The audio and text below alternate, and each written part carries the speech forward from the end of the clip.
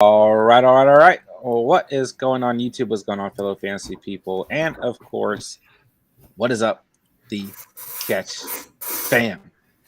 All right, a little bit of must start running backs, must start receivers on the queue tonight. Some general fantasy Q&A as well. We've got Steven in the house. What's going on, brother? Nothing much, man. It's gonna be a fun one today. There's a lot of good players to go over today. Is there? Yeah, I think. And the waivers, I mean, obviously you jumped into it as well, but there's gonna be a lot of waivers out there as well, clearing for tomorrow's Wednesday waivers of the week. Who you got in your waivers? I gotta go after Booker, I think, just because I lost Saquon. But I understand why people like Williams. He definitely, I think, has like a better chance to score, that's for sure. This Giants offense might be looking messy without Danny Dimes. Booker's my first waiver, so Are you serious? Sucks. Yeah, but he's been my first waiver all week. Yeah. Oh, really? Yeah. I don't know. I mean, so I was obviously, I'm super high on Kadarius Toney, but I think I'm less concerned about the injury and more concerned just about this coach, just like maybe kind of giving him team discipline because of that hit. You know what I mean? Yeah. Because I don't think he's going to get suspended or anything. I just think I could see Joe Judge he's a rookie still and just trying to teach him the ways. I'm just happy knowing that I'm going to take Booker from you now. I've got one in for Booker, Williams, and who's the other running back?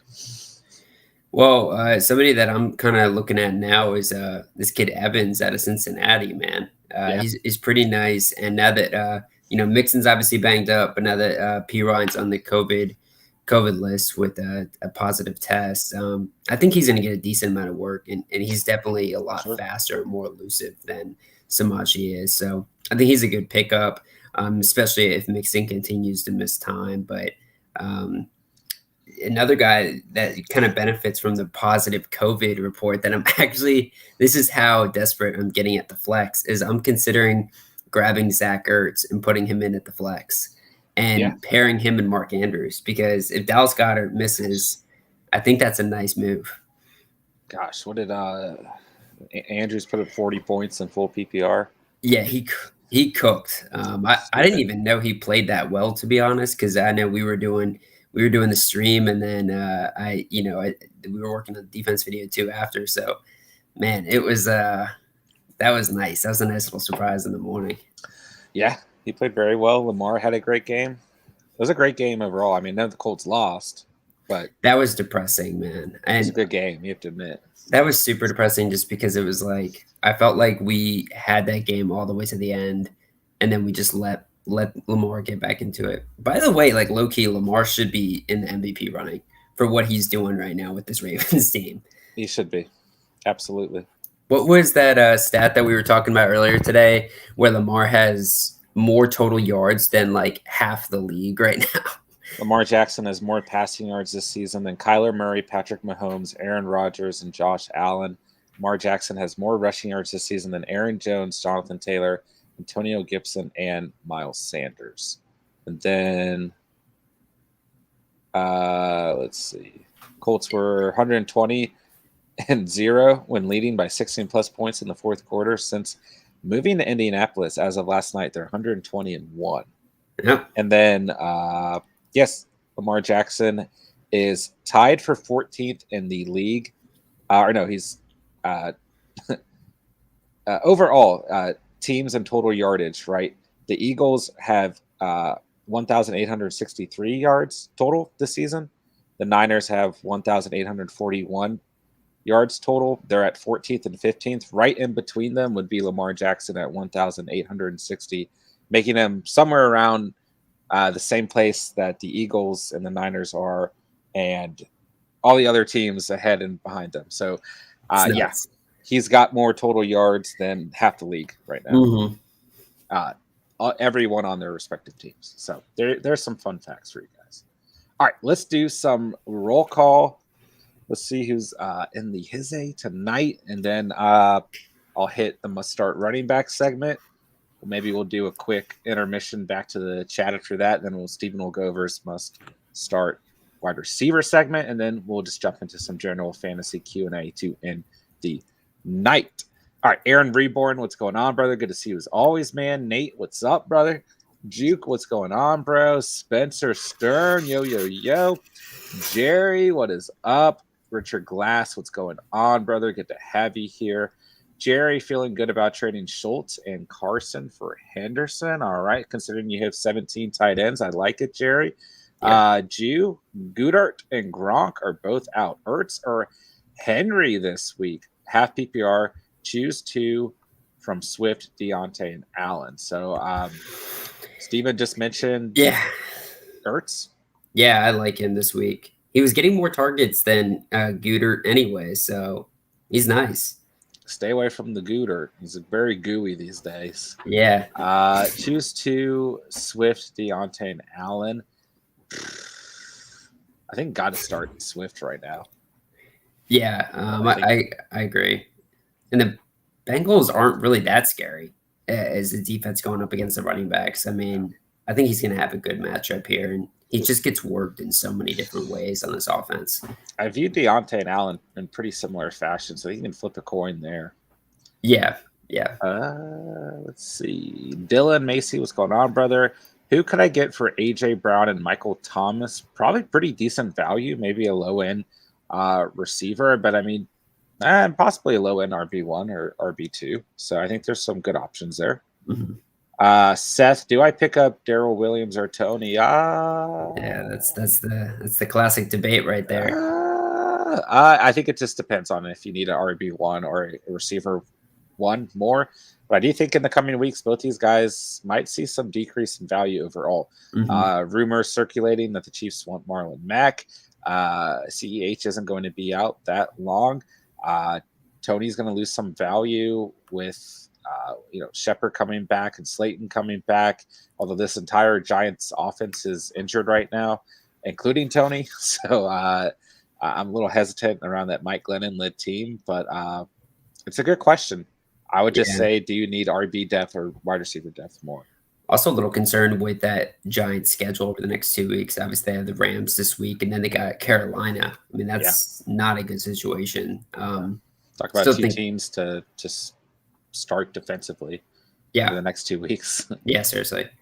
Juke, what is Lockett's worth right now? Who's another wide receiver that can try to go out and get?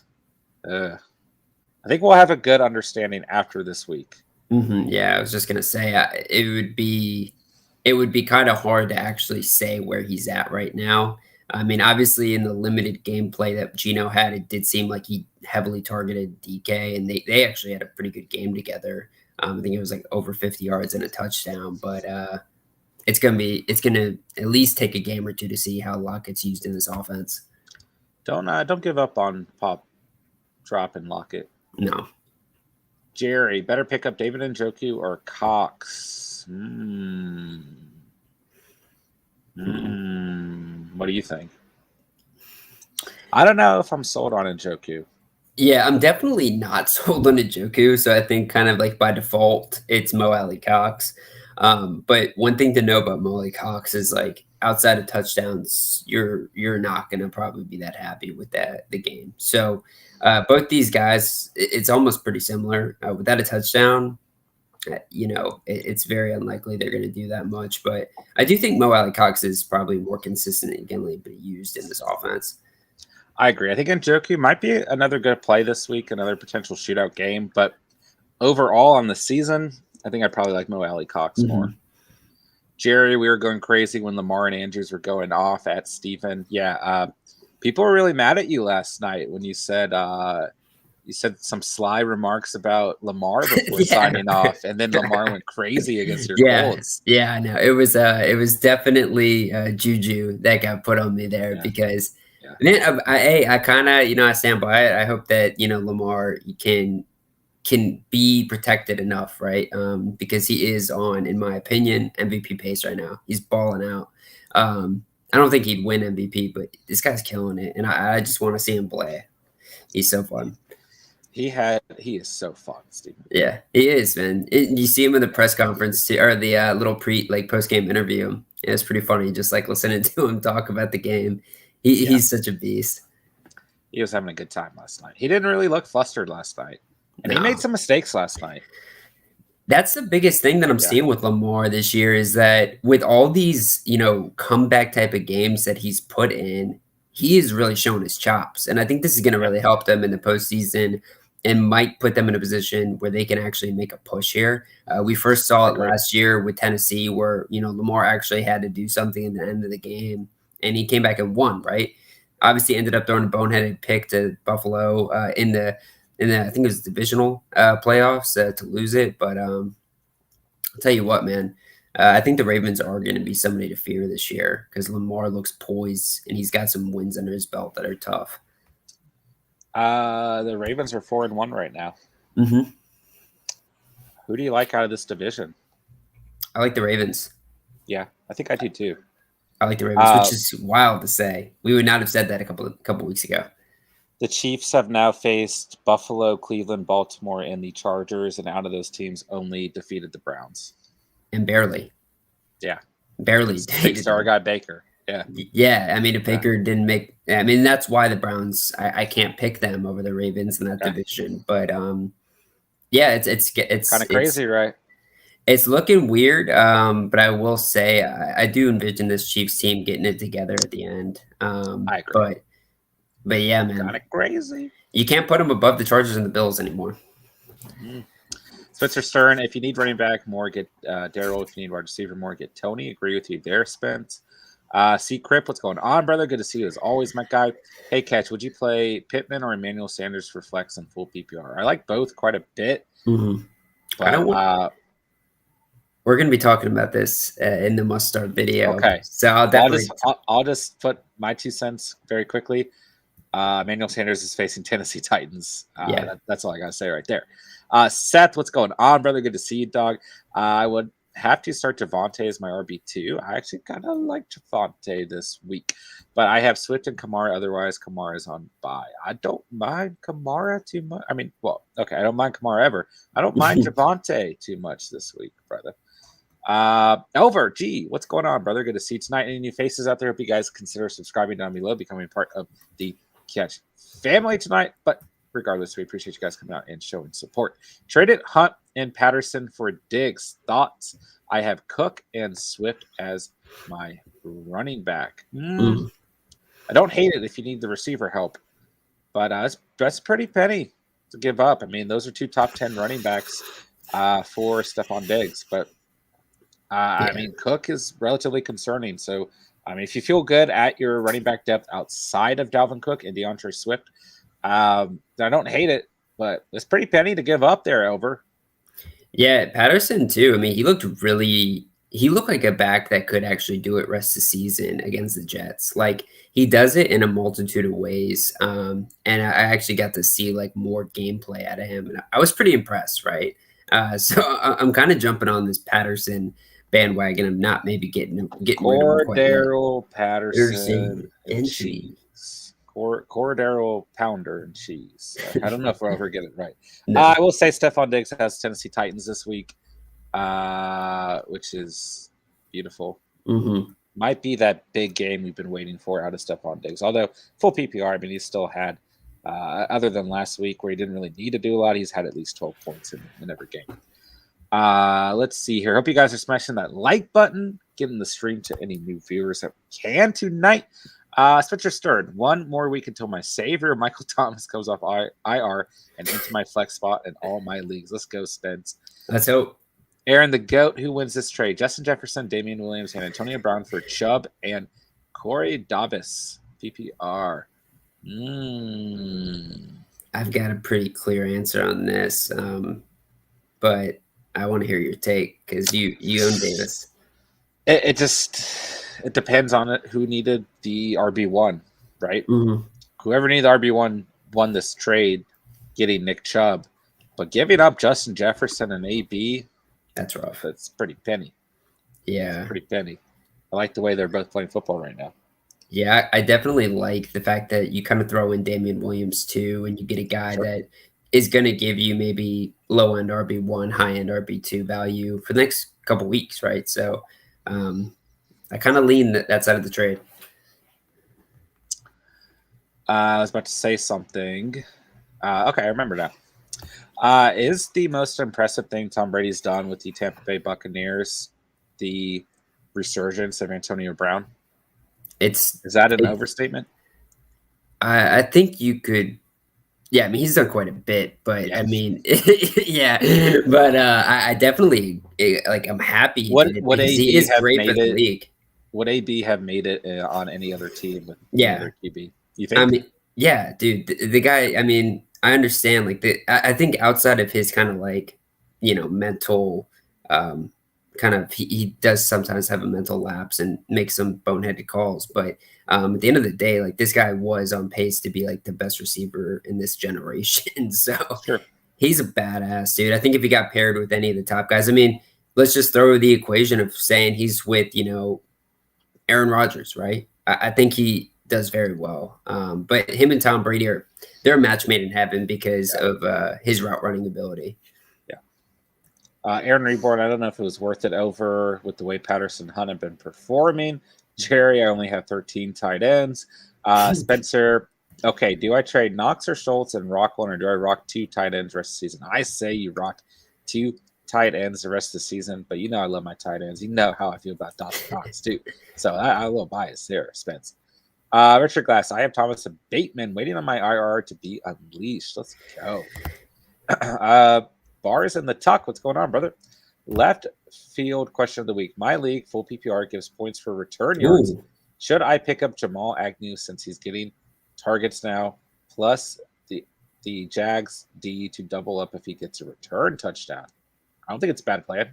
Yeah, I mean the Jags D, I don't know about, but I like that league setting. By the way, that's pretty cool. That's interesting. Another guy that I think would be a good option here is Deandre Carter for the Washington football team. He had 8 targets last week, and he had that kick return for a touchdown the other week as well for Washington. So yeah, Agnew and a guy like Deandre Carter, I think are really, really going to be used well. And I think if the Jaguars continue to have Chenault outside, because I think they pivoted him out of the slot, you're going to see guys like Tavon Austin and Agnew maybe work a little bit more and get more targets. So I like that play right there. Naheem Hines, another guy that returns punts. Mm-hmm. He had the quote a week or two ago where he said, I don't fear for my life when I return punts, or something like that. Like he was willing to risk dying because he likes returning punts that much. So shout out to Naheem Hines. Drew Trolton, Chubb, and Thielen for CMC, full PPR, good trade. I don't think it's a bad trade, actually. Yeah. If you're getting CMC, I think it's a fair trade. I mean, I still like Nick Chubb. If you're not hurting that receiver and giving up Thielen, I don't think it's a bad trade. Would you take it? No, I'm not trading CMC. Unless you're offering me like Henry or Dawson Knox. I'm not trading him. Yeah. Juke, CMC, is he playing this week? I think so. And he's got a great matchup. Mm-hmm.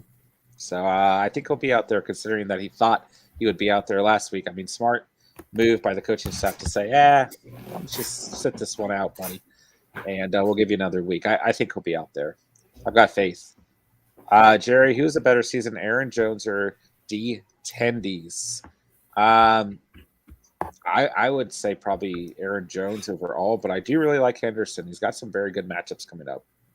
Yeah, I always am going to lean Aaron Jones because I just think this is one of the best backs in the league, and he can any given week pop off like an 80-yard play. So I'm a little biased there, but I do think both these backs are going to be badasses the rest of the season. Certified badasses. Certified BA. That's right. Mr. Hey, guys, let's get some wins this week. So, not hurting on depth, but should I grab Booker, Collins, or Williams? Which one might be out there for longer? Mm-hmm. I think you got to get Booker first. Mm-hmm. I mean, there's no one left on this Giants offense right now. He is, and he's got, he's got upside in the passing game. This Giants offense is not going to be good, but I think that they have to lean on Booker. So if you're asking me, I would lean on Booker, and I think that Collins has the highest likelihood of staying on the waiver because Chris Carson might come back this week, and some managers out there might not be wanting to take the risk on Collins. So yeah, Marky Mark, what's up, brother? What's up, Elbow Cough? Good to see you, Mark. Hope you're doing well tonight, bro. Mister, which RB could hurt me if I don't grab him? That's what I mean to say. I think Booker's the back to own.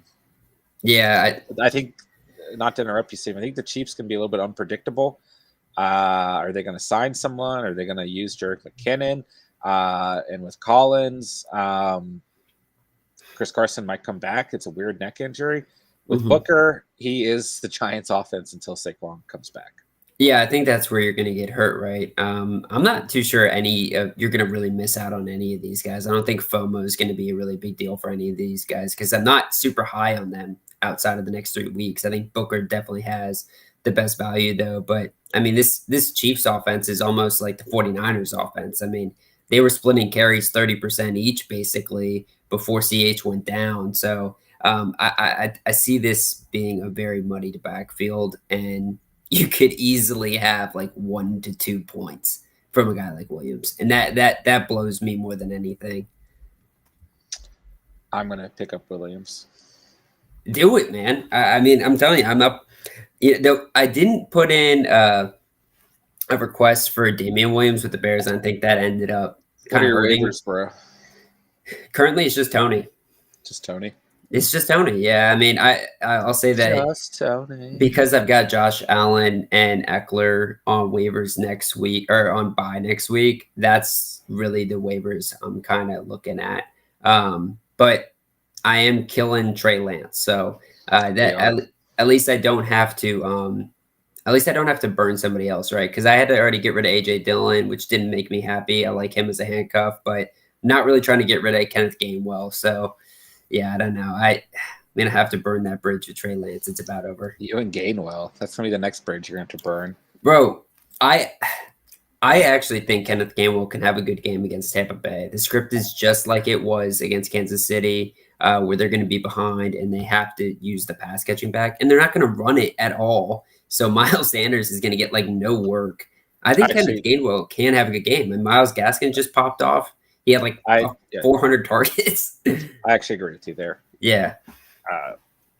But I mean, I don't know. This is kind of a question for you. Like, do you think that would be a decent play, or do you think you would start Allen Robinson?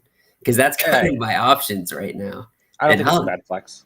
Yeah, Allen Robinson's trash. He is. He's trash. All right, we'll get through a couple more comments, guys, and we'll hop into the must start a running back segment, and then we'll come back to the chat, do Steven's must start wide receiver segment, and then we'll hop back into the chat for the closing hour and do some fantasy Q&A to finish off the night. So hope everyone's doing great, man. Keep smashing that like button if you guys haven't done so already. Any new faces joining us tonight? Hope you guys Hope you guys consider subscribing down below, becoming part of the Catch Fan.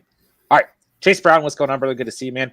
Team is Allen, Zeke, CMC, Keenan Allen, Deontay Fant, Damian Williams, Cowboys defense, Prater, Judy, Boyd, Hubbard, Chenault, Pitt, CH, Madison. Any moves I should make? I mean, oh my gosh, not really. No, that's so nice. I mean, the fact that you have Williams and CEH is quite useful. If you're really feeling ballsy, you could package those guys to someone and maybe get a flex player that you're more comfortable in. But I think that's a pretty.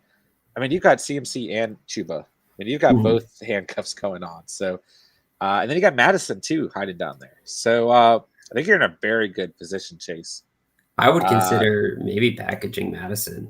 You Chase think you Brown, I'm 1-4 right now. How? He just got his first win too. That's right. What were you saying, Steven? I'm sorry. No. I wonder if you can get some value out of a guy like Madison, because right now he is like absolutely just slaying defenses every time he plays. So I mean, like you're saying, like get some value out of a guy like maybe Madison and package him with CEH. That's not bad.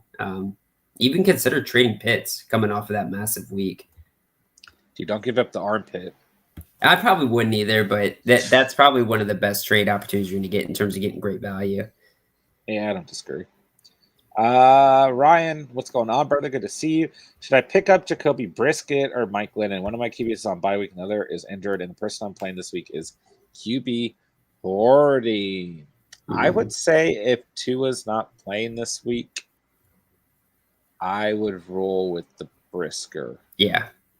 I don't like either of those choices, of course, but I think I'd roll with the Brisket. Yeah, those are some gross situations right there. Low key, I see a scenario happening where Mike Lennon pops off. Like I'm just seeing this happening already. Like Lennon's gonna come out there and like throw all over this Rams team, and we're just gonna be like, "What the hell happened?" I mean, Davis Mills versus the New England, but I mean Brisket's got Jacksonville, and isn't it a London game? It is. It is. It is. That game is gonna be so gross. Yeah, I think that's actually a pretty sneaky start, to be honest. Yeah. I would roll with the Brisket all day long, bro. Chase right now only waiver is get Tony and drop Chenault. I don't think that's a bad move, Chase. I feel like keeping Madison. Don't feel good about Cooks week to week. Yeah, I don't think. I mean, you've got all the handcuff situations, man. Yeah, seriously. Yeah. Drew, what running back should I try to get for Mixon and AB? No PPR. I think you can probably get pretty good value out of those two guys. I would say like a Jonathan Taylor would be a really good trade opportunity. Mm-hmm. Who we're going to talk about tonight as well. Yeah, I was actually just thinking about how if JT wasn't owned by my dad, I definitely would be making trade offers for him right now because that dude he's looking like he's hitting his stride. Khalil, what's going on, brother? Who should I start as my flex? Knox or Sanders? Yikes. You could flip a coin. They're both going to have huge games. But you know me, Dawson Knox. But seriously, I mean, you could flip a coin. They're both great starts this week versus Titans. Juke, when is Bateman going to hit stride with the Ravens offense? What week would be a good week to start him? I think, unfortunately, we're going to have to actually see a sample size before we can start him with confidence. Would be my answer. But I hope he does well. I mean, if you think about this Ravens team right now, and if they can add Bateman as a legitimate, like, big-bodied receiver, number one, because while Hollywood Brown has been playing fantastic this season, he's not that he's not your typical wide receiver one, right? So they can add another receiving threat. It's going to really do wonders for them, outside of Mark Andrews as well. Yeah, I'm going to need to see it before I believe it with Bateman. Even though I did love him in college, I need to see it before I believe it. Steven's he's got to see it. Yeah, I don't know, man. I get it. Lamar is out here chucking it up. I agree, though. Yeah, we have to actually see a sample size. Yeah, it really looks like this offense has evolved into like a hybrid of like the Chiefs, where it's like Hill and Kelsey, and now it's Andrews and Brown. Like Brown is dominating fantasy football right now. And outside of those drops against the Lions, like he's been very good. Yeah, like, I don't know if I've seen him drop any balls other than those ones against the Lions.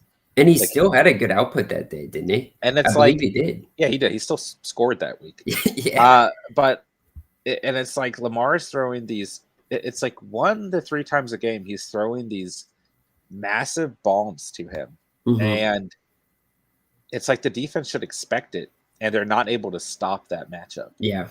So they're one of the hardest teams to really strategize for because they can go back to their old ways philosophy where it's this run read option, just scariness, and it doesn't even matter who's playing running back, or they can do this new hybrid offense where they're hitting the deep shots and kind of slinging the ball around, and Lamar's having 400 passing yards. So, I mean, this is a scary offense, and with Lamar at helm, any given week it can blow up, right? Yeah. But shit, Lamar needed it as a fantasy player, right? Coming off a back-to-back couple weeks, we were talking about it in the stream about what his value was, right? And then this guy goes off for 40 points. So that was good to see, though. I thought he would help propel my standings, and I moved up 1 spot.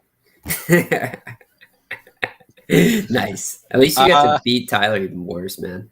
Ooh, yeah, he hasn't talked to me. Yeah, of course.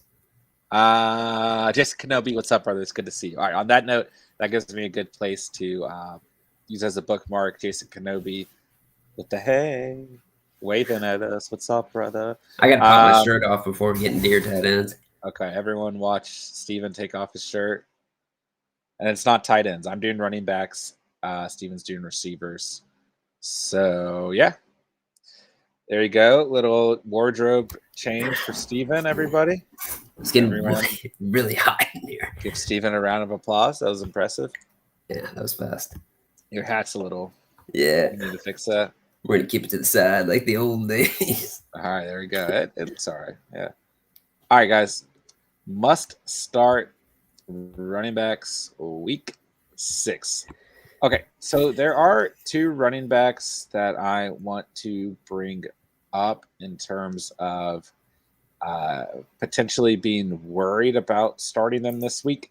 And that would, first of all, be Derrick Henry versus the Buffalo Bills, who are the best defense in fantasy football against opposing running backs. And if you're asking me, you are starting Derrick Henry all day long. And I don't know if that's a question, but I just wanted to make sure for anyone out there who is potentially concerned, you are starting Derrick Henry this week. Okay. Christian McCaffrey has a very juicy matchup this week versus the Vikings. I know there might be some concerns around him coming off of the injury, right? You are starting Christian McCaffrey this week against the Vikings. As long as he is not listed as out, he should be in your starting lineup. So I just want to clarify that are those 2 players. If you own them, you are starting them. Probably didn't need to do that, but I just felt like a moral obligation to do. I think with Christian McCaffrey, that's definitely needed because I think people are kind of back and forth on that. Yeah. Must start running back of the week is Najee Harris versus Seattle, man. I don't really feel like I need to say much here. Seattle is the worst team in the league against opposing running backs. Najee Harris is a good running back. I think most Najee Harris owners were probably planning on starting him already, but coming off of 3 weeks in full PPR with at least 20 fantasy points, but actually full PPR more than that, at least 21 fantasy points, right? I mean, this guy's balling out, right? He's doing it in the receiving game as well. He looks great, okay? 2 rushing touchdowns over the last 2 weeks, several receptions over the last 2 weeks, and an incredible matchup versus Seattle. Juju Smith-Schuster is out.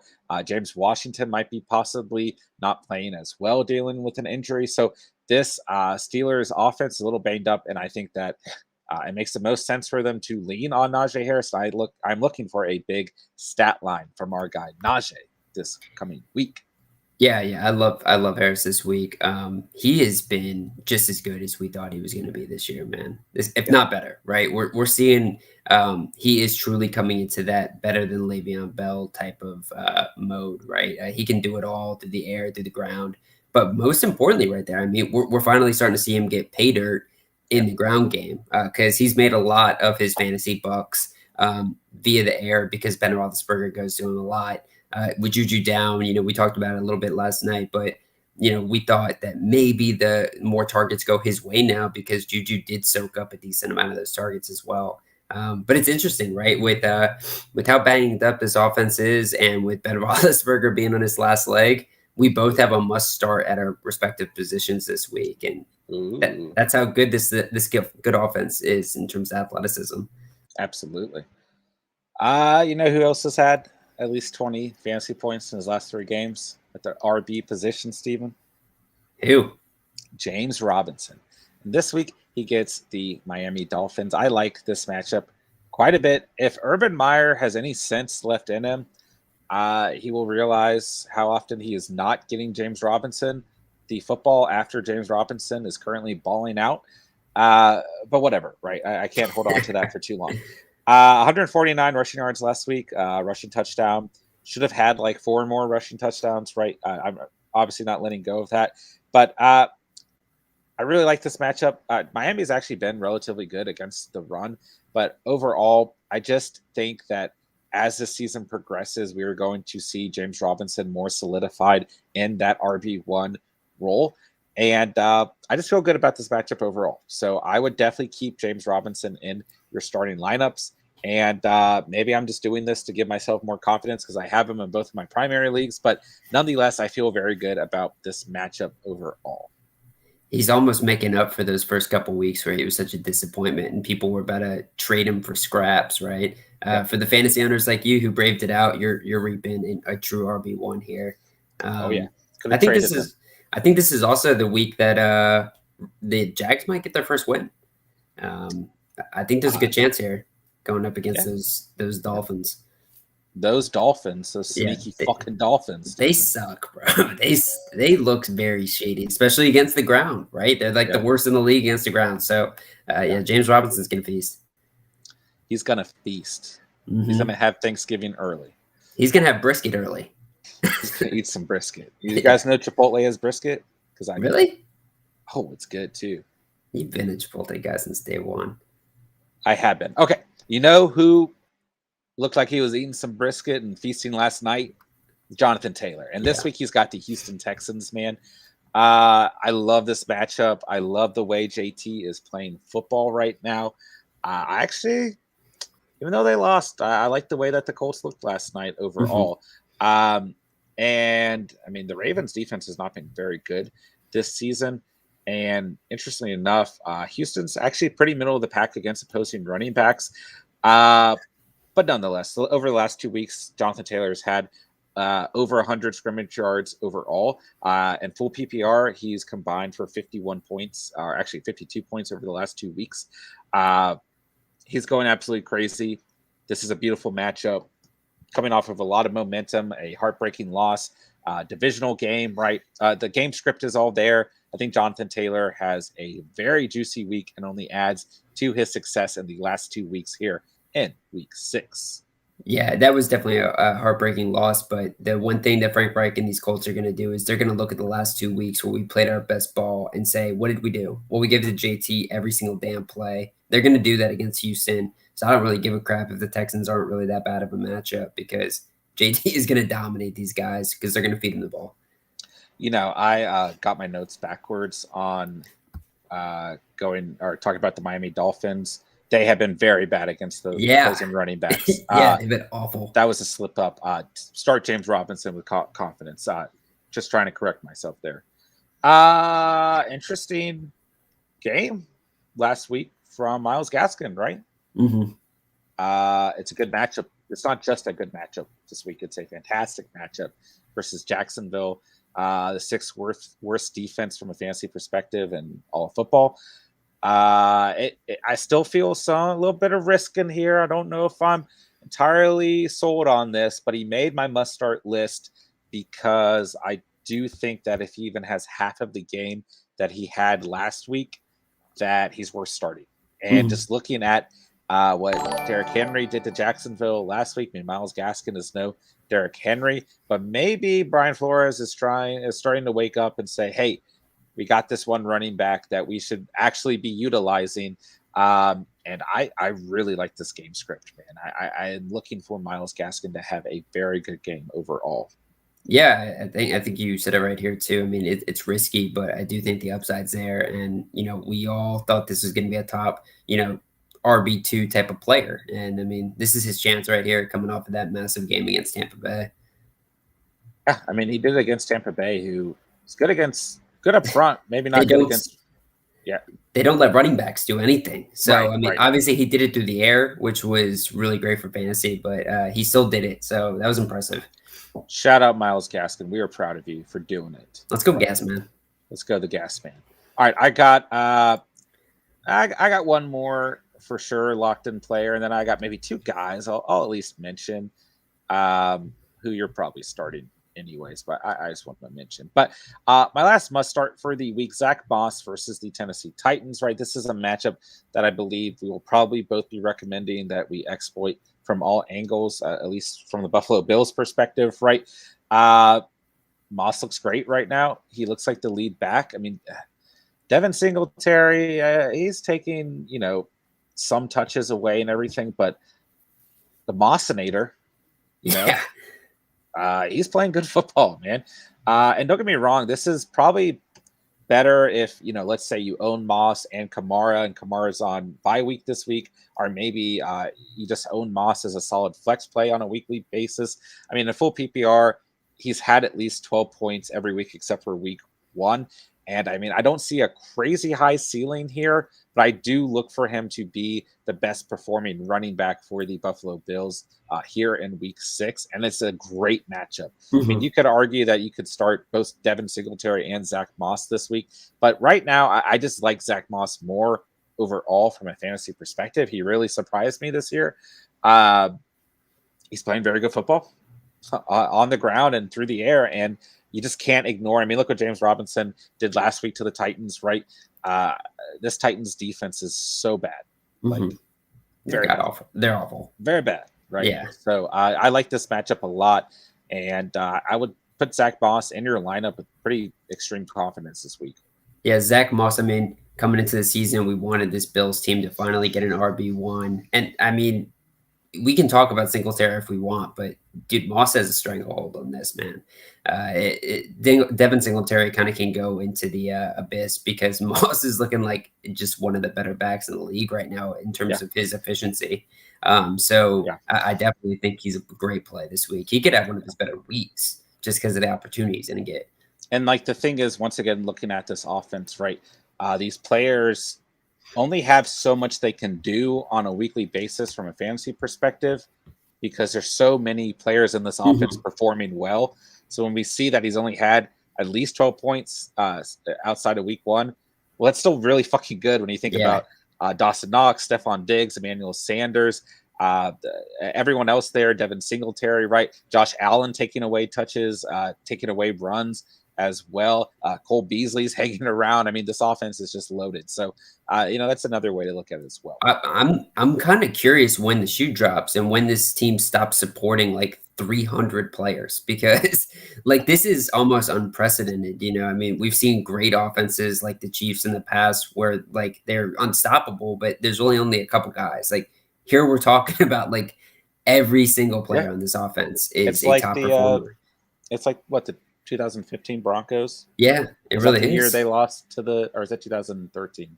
Whenever they lost to the Seahawks, right? I think it was 15. But I mean, it's like the Bills and the Bills and the Bucks, like they are just supporting a ton of good fantasy value right now. Yeah, I agree with you. Actually, I had one more player. I lied to you guys. Leonard Fournette at the Philadelphia Eagles, right? Outside of week 3 at the Rams, okay, at least 10 fantasy points in every matchup in these last 2 weeks against Miami and New England have been his best 2 weeks on the season. And this is the worst defense the Buccaneers have faced all season long, and the worst defense from in terms of facing opposing running backs. So yeah, throw Fournette in your lineup if you own him and do it with confidence. Yeah, he's been a beast all year. Side of that, man, I like the Browns running backs versus Arizona. I like Darrell Henderson at the New York Giants. And if Joe Mixon is starting, I think he's a fantastic matchup against the Lions. And there you have it. There are your must-start running backs. Might as well mention this guy, too. Austin Eckler is fucking balling. Yeah. And Jonathan Taylor just tore up this Baltimore Ravens defense. So a lot of good matchups for a lot of good running backs this week. But there you have it, guys. Must-start RBs on week 6. All right. How do you guys feel about it? Did we do good? I think you did amazing, brother. Let's get it going, man. You just nailed the tight ends, and now it's time to nail the running backs. What do you mean? I just did running backs. I'm talking about last week, man. You nailed the tight ends. Every single one you did, you smashed them. What are you talking about? You smashed I just did running backs. Were you listening to me? All right. Let's get a couple comments in here. Gosh, you guys are killing it tonight in the chat. What is up, Catch fam? Guys, really important question on the night. What did you eat for dinner? Yep. Okay. I want to hear some food talk in the chat. Okay. I am having one of those weeks, where like, I don't know. you ever just have those weeks where like you just wake up and you just give like your body a break, and then you don't eat a lot during the day, and then you get home from work, and like I ate like a whole thing of cheese and crackers. Then Alice and I made some ravioli, and I made some ravioli and garlic knots. And I'm just having one of those weeks where I'm like not doing anything but eating food and thinking about football. Yeah, I could listen to you say those food items on repeat in slow motion, man. Ravioli and cheese and crackers. Yeah. The only thing you're missing is buffalo wings right now. Cheese and crackers. Let me tell you guys. Underrated. What kind of cheese are we talking? Is it just like the normal kind? I had a roll of goat cheese with herbs. I'm staying away from that. And then some Gouda. Smoked Gouda. Aged Gouda. I went to an animal park and saw some goats, and dude, those guys were not. You ever had goat cheese? They were not. Yeah, I was not a fan. It's actually like the only cheese I stay away from. Goat cheese is good. Yeah, that's the one cheese I stay away from, man. But I had this awesome at Tremors, the coffee place. I had this awesome brie sandwich. It was pretty good. Brie is amazing. I'm a big brie guy. Second channel idea for me and Steven is a cheese review channel. Let me know if you guys would follow that. We definitely need Spencer on that, man. He's going to come with the Wisconsin buzz, dude. He does. We do need him. All right, we lost some of the chat. I do apologize, guys. I'm going to start from the top. Chase Brown, Williams. Oh, we just lost another one. I'm going to have to scroll down a little bit, guys. I do apologize if we missed your questions. Make sure if we didn't get to your question tonight that you guys go and throw it out there. And remember, after Steven's must start wide receiver segment, which will probably pop off right at 9 o'clock, we'll do a little bit more fantasy Q&A after that as well. Jason Kenobi, is Goodert a drop? I don't know if I'd say a must drop. But if you can, as Jerry's recommending, put him on your IR while he has a COVID designation, then I think that's a good idea. But I wouldn't drop him entirely. Spencer, I'm trying to trade for Mike Williams right now. I would have a stack of Herbert, Keenan, and Williams. Yeah, I don't mind that, Spencer. Wow. Yeah, that's dominant. That would be one of the best stacks in the league right there. Jerry, what are you against making trades with your dad, Steven? Why don't you ask John? Yeah, that's actually a discussion for John. You really want to do that? No, it's basically to avoid collusion, right? I don't want to have. There was a point when we were young little lads. Bro, I was like 10 years old, man. When Steven would have his parents just give him whatever fantasy players he wanted. And I have not forgotten it. This didn't even happen. This happened. I remember it. It was like 5th grade. It was like the first year we played fantasy. I'm here for the hustle, guys. Held it against you forever. Yeah.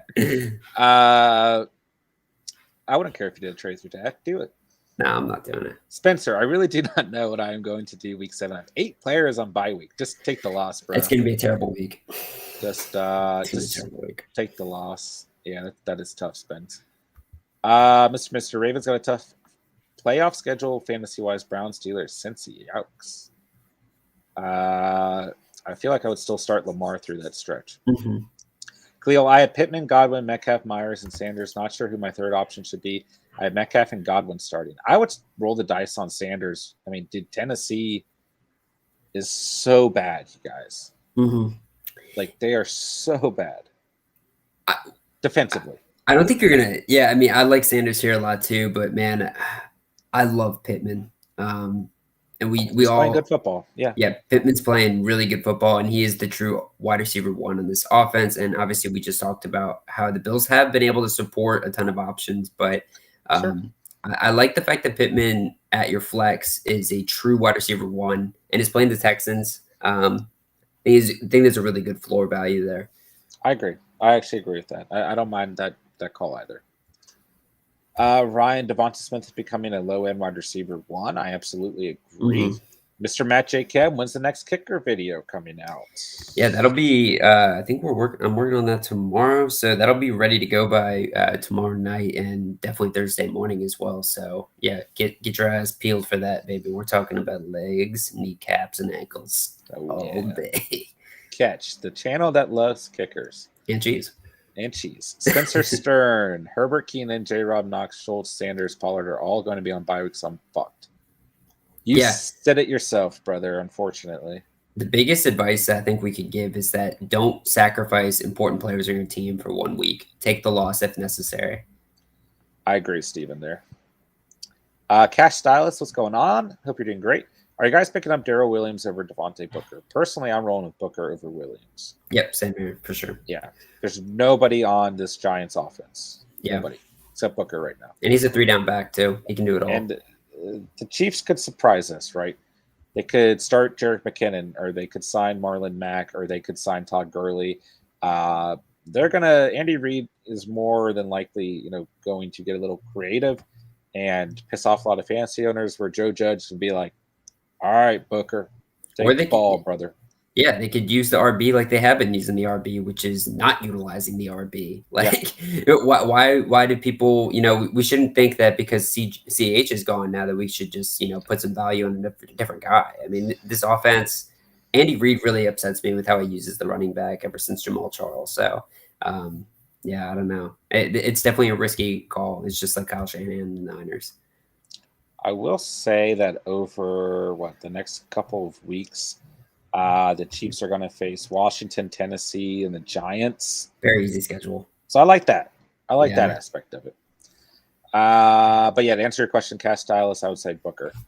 Boss Man Fat, rank these waiver options from worst to first. Herbert, Dillon, Williams, or Booker. I only need a replacement for about 3 to 4 weeks while Monte is out. Personally, not to speak for Steven, I would say Booker first. Then it gets real dicey. I actually quite like AJ Dillon right now, but I just don't know how high that ceiling is on a weekly basis. I like Herbert as well, but we still need more time to kind of watch that backfield unfold. If Herbert gets in the end zone last week, Herbert's a top waiver priority statistically this week. So I view Herbert, Dillon, and Williams in quite similar fashion. All I would really say for my view personally is that Booker should be the first guy. Yeah, I would go Booker, Williams, Dillon, Herbert. And a good note about only needing him for 3 to 4 weeks, right? Because if that was different, my answer would probably be different too. I will say if you're, replacing David Montgomery, then it might make some sense to go for Herbert, because what if Herbert starts the ball out over the next 3 to 4 weeks, and then the Bears are put in a conundrum where David Montgomery's a starting running back, but they still start to utilize Herbert, right? Thinking outside the box. They put draft capital into Herbert, and he's a lot more explosive. So if he gets his chance, I think he's definitely going to run with it. Yeah, I agree. Ryan, King Henry will feast no matter what. He's on pace for another 2,000 rushing yard season. I agree. Mister, they said Booker over others earlier. Khalil, Josh Allen, or Kyler Murray this week? I'm saying Josh Allen. Yeah, Josh Allen. Dude, Kyler Murray hasn't even been that consistent over the past couple weeks. I mean, he's still, been QB1, but I mean, yeah, definitely Josh Allen on this one. He looks like he's facing the worst secondary in all football. Yeah, that hurdle he did. Holy shit. He's going to do some spooky shit. Yeah, he is so nice. He's nice. He's a nice character. He's a good guy. I'd shake his hand. MPX 1606 Gibson will go off this week. I like Gibson this week as well. Hopefully. Yeah. Steven is hoping as well, as he owns him. Let's see. Jerry, didn't John eat that brisket a few days ago? Must have been that good if he's still thinking about it. You know it, bro. You know it. I got a coworker. He's been eating the brisket too. And anytime we get it, we text it to each other, and then I'm like, "Yeah, brisket, bros." Okay. There's a food truck coming and on Thursday, and it's brisket. So a lot of brisket going on this week. Brisket is a good commodity. It's good. It's a brisket sandwich with mac and cheese. United States of America. Yeah. Paul Miller. I don't know who to start between these wide receivers: Myers, Higgins, Brandon Cooks, and Emmanuel Sanders. I have Mike Evans. I know he's an automatic start. But I have to pick two of those 4 wide receivers. Who do I start? Steven, you want to take that one? So you are the receiver boy? Yeah. I think, I really do like Higgins this week. He had some drops, but I thought he played really well. And he's getting healthy too, right? But I definitely want to throw Sanders in there. And then I got to throw Cooks in there as well. I just think those are probably going to be the guys there. Myers also Mr. Consistent, but he's going to probably be matched up with Trayvon Diggs, and he's got that Cowboys defense coming. So I definitely like Cooks and Sanders out of those guys. We have you guys are just killing it in the chat tonight. Yeah. Okay. Oh gosh, Spencer. Oh god, Jerry. You guys don't like goat cheese. Okay. Yeah, dude, that's just you, man. Okay. Let me know if we missed your questions. I'm gonna roll through. We got a couple new faces in here. Rio Goated, it's good to see you, brother. I'm gonna get to a couple new faces questions, and then we're gonna let Steven roll into his segment. Brock, would y'all trade Eckler and Godwin for CMC and Jacoby? I have Najee and Monty already. Receivers Devontae, Depot, Deontay, and Amari. I don't think I would. No. As much as we like CMC, I don't think I would give up Eckler right now, and I think Godwin's going to be a better receiver on the season than Jacoby. Yeah, I think Eckler's going to be better than CMC rest of the season, too. Yeah. We were good. I picked up Emmanuel Sanders. Do you think that was a good pick? Absolutely, brother. Mm-hmm. Any new faces out there? Hope you guys consider subscribing down below, becoming part of the Catch fam. Spencer's about to grill a steak. Let's go. Hope you guys are smashing that like button, helping the stream to get to as many viewers as possible. Max, Chris Godwin, or Adam Thielen in week 7? Ooh. I like Godwin. I do too. Man, this is really pressing. A lot of receiver questions really pressing on the must-start receiver video, but I like Godwin this week. I like the Buccaneers receivers this week, despite the Eagles actually surprisingly being a tough matchup. So, but yeah, I like Godwin there. Okay. I like it. I agree with you. LeBron's brain, what's going on, brother? Good to see you. Wild Boy Trey, what's going on, brother? Robbie Anderson for Zach Moss, and I have Robbie Anderson. If you're trading Anderson for Moss, I like that trade quite a bit. When is Jerry Judy coming back? That's a good question, man. As a Judy owner who personally cursed Judy on the season, sit on my IR. I in a 8-week return. Yeah. So yeah, we still have a little bit of time. Weeks, yeah. But at most 3 weeks, including this week. If not, then 4 weeks. Yeah, and then you probably want to wait an extra week just to see how he plays before you throw him in your lineup. Yeah. I'm throwing Judy in my lineup right away, bro. Yeah, because you got no receivers. Judy! Fanta, what's going on? Hi, guys. Trade away Jefferson for J. Robbs or Patterson. I have Hill, Thomas, Sutton, AB, Eckler, Madison, Javonte, and Chuba. I don't want to see. I don't want to see you losing Justin Jefferson. Yeah, those are especially. I mean, I like the rest of your receivers, but I think Jefferson's much more consistent than the rest of those receivers. Honestly, I think I'm taking that. I would do it for James Robinson. And you're getting Patterson too, who I mean, I think we both think is it's Robinson or Patterson. Oh, okay. I read that wrong. Then I'd be like, yeah, sure. Yeah. You can start AB and Hill on a weekly basis and see what you get out of Sutton Thomas. But that's a very tough decision, man. I mean, I think if you're trading away Justin Jefferson, I think you need to get 2 players, even if you're James Robinson or Patterson. I think I say Jefferson now after reading that differently. Yeah. Rio Goated, you missed my questions. Let's hit Rio Goated.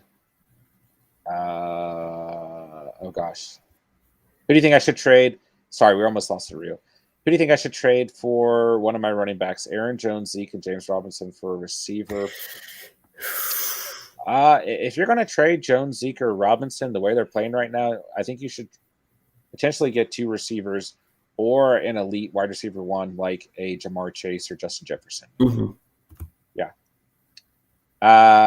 Okay, guys. We're going to let Steven roll into his must start wide receiver segment of the night. Wild Boy Trade. To subscribe to y'all. Enjoy good fantasy talk. Let's go. Appreciate you becoming part let's get it. of the Catch fam. All right. We will get back to the questions. Marky Mark, I see we missed you. I promise we will get back to your questions, everybody. We're going to let Steven do his segment, and then we will end the night with some fantasy Q&A. So I apologize, guys. We will get back to your questions. I absolutely promise you guys. You know we will. Mark, you know we got you, homie. You know let's let Steven hop into it, and then we'll get going back with some fantasy Q&A to end the night. Yeah, a lot of good receiver questions in the chat today. And so when I do the must start video, I'm going to also talk about maybe teammates of the guys that are a part of the must start players. So my number 1 must start receiver on the week is going to be Terry, scary Terry McLaughrin going up against Kansas City. we know Kansas City's going to throw up a boatload of points, right? Tyreek Hill's going to feast, but Washington's got to put up points too. And Taylor Heineke's been really good this year. I see that he's maybe sometimes a streamer option as well. So this week, so I think Mr. Terry McLaurin is going to feast. He had 11 targets, only caught 4 of them last week, but this is a guy who is definitely going to be a must start in most weeks. And going up against this Kansas City defense, man, wow, they suck. I can't make an argument to get away from them. I will say it is also kind of funny that if you look at his performances, right, you can almost predict as a trend. He goes like he pinballs back and forth, right? Yep. So week 1, 8, week 2, 22, week 3, 8, week 4, 27, week 5, 6. What's in line, guys? He's going to have a 20-point game. So obviously, that's not the most like empirical data right there, but I'm going to be at this game and I think it's going to have a lot of scoring opportunity. And I think Terry McLaurin is at least going to get 1 or 2 opportunities for a touchdown here. I like that pick a lot. And yeah, it is kind of interesting looking. I mean, I'm looking at the full PPR stats. It's same difference, right? But I think it's a good point actually. It's really scary. It's a great matchup versus Kansas City too. Yeah. So I love this. I love this pick. Mm-hmm. Yeah, so the next guy up is obviously you were talking about Najee Harris, and I said that we were going to be talking about one of his teammates here. And I think everybody, if you've been watching my must start videos, you know my favorite receiver on this team is Deontay Johnson. I will say he is definitely a must start player this week, but I wanted to change it up a little bit, and I wanted to talk about a guy that I haven't mentioned yet, and that's Chase Claypool.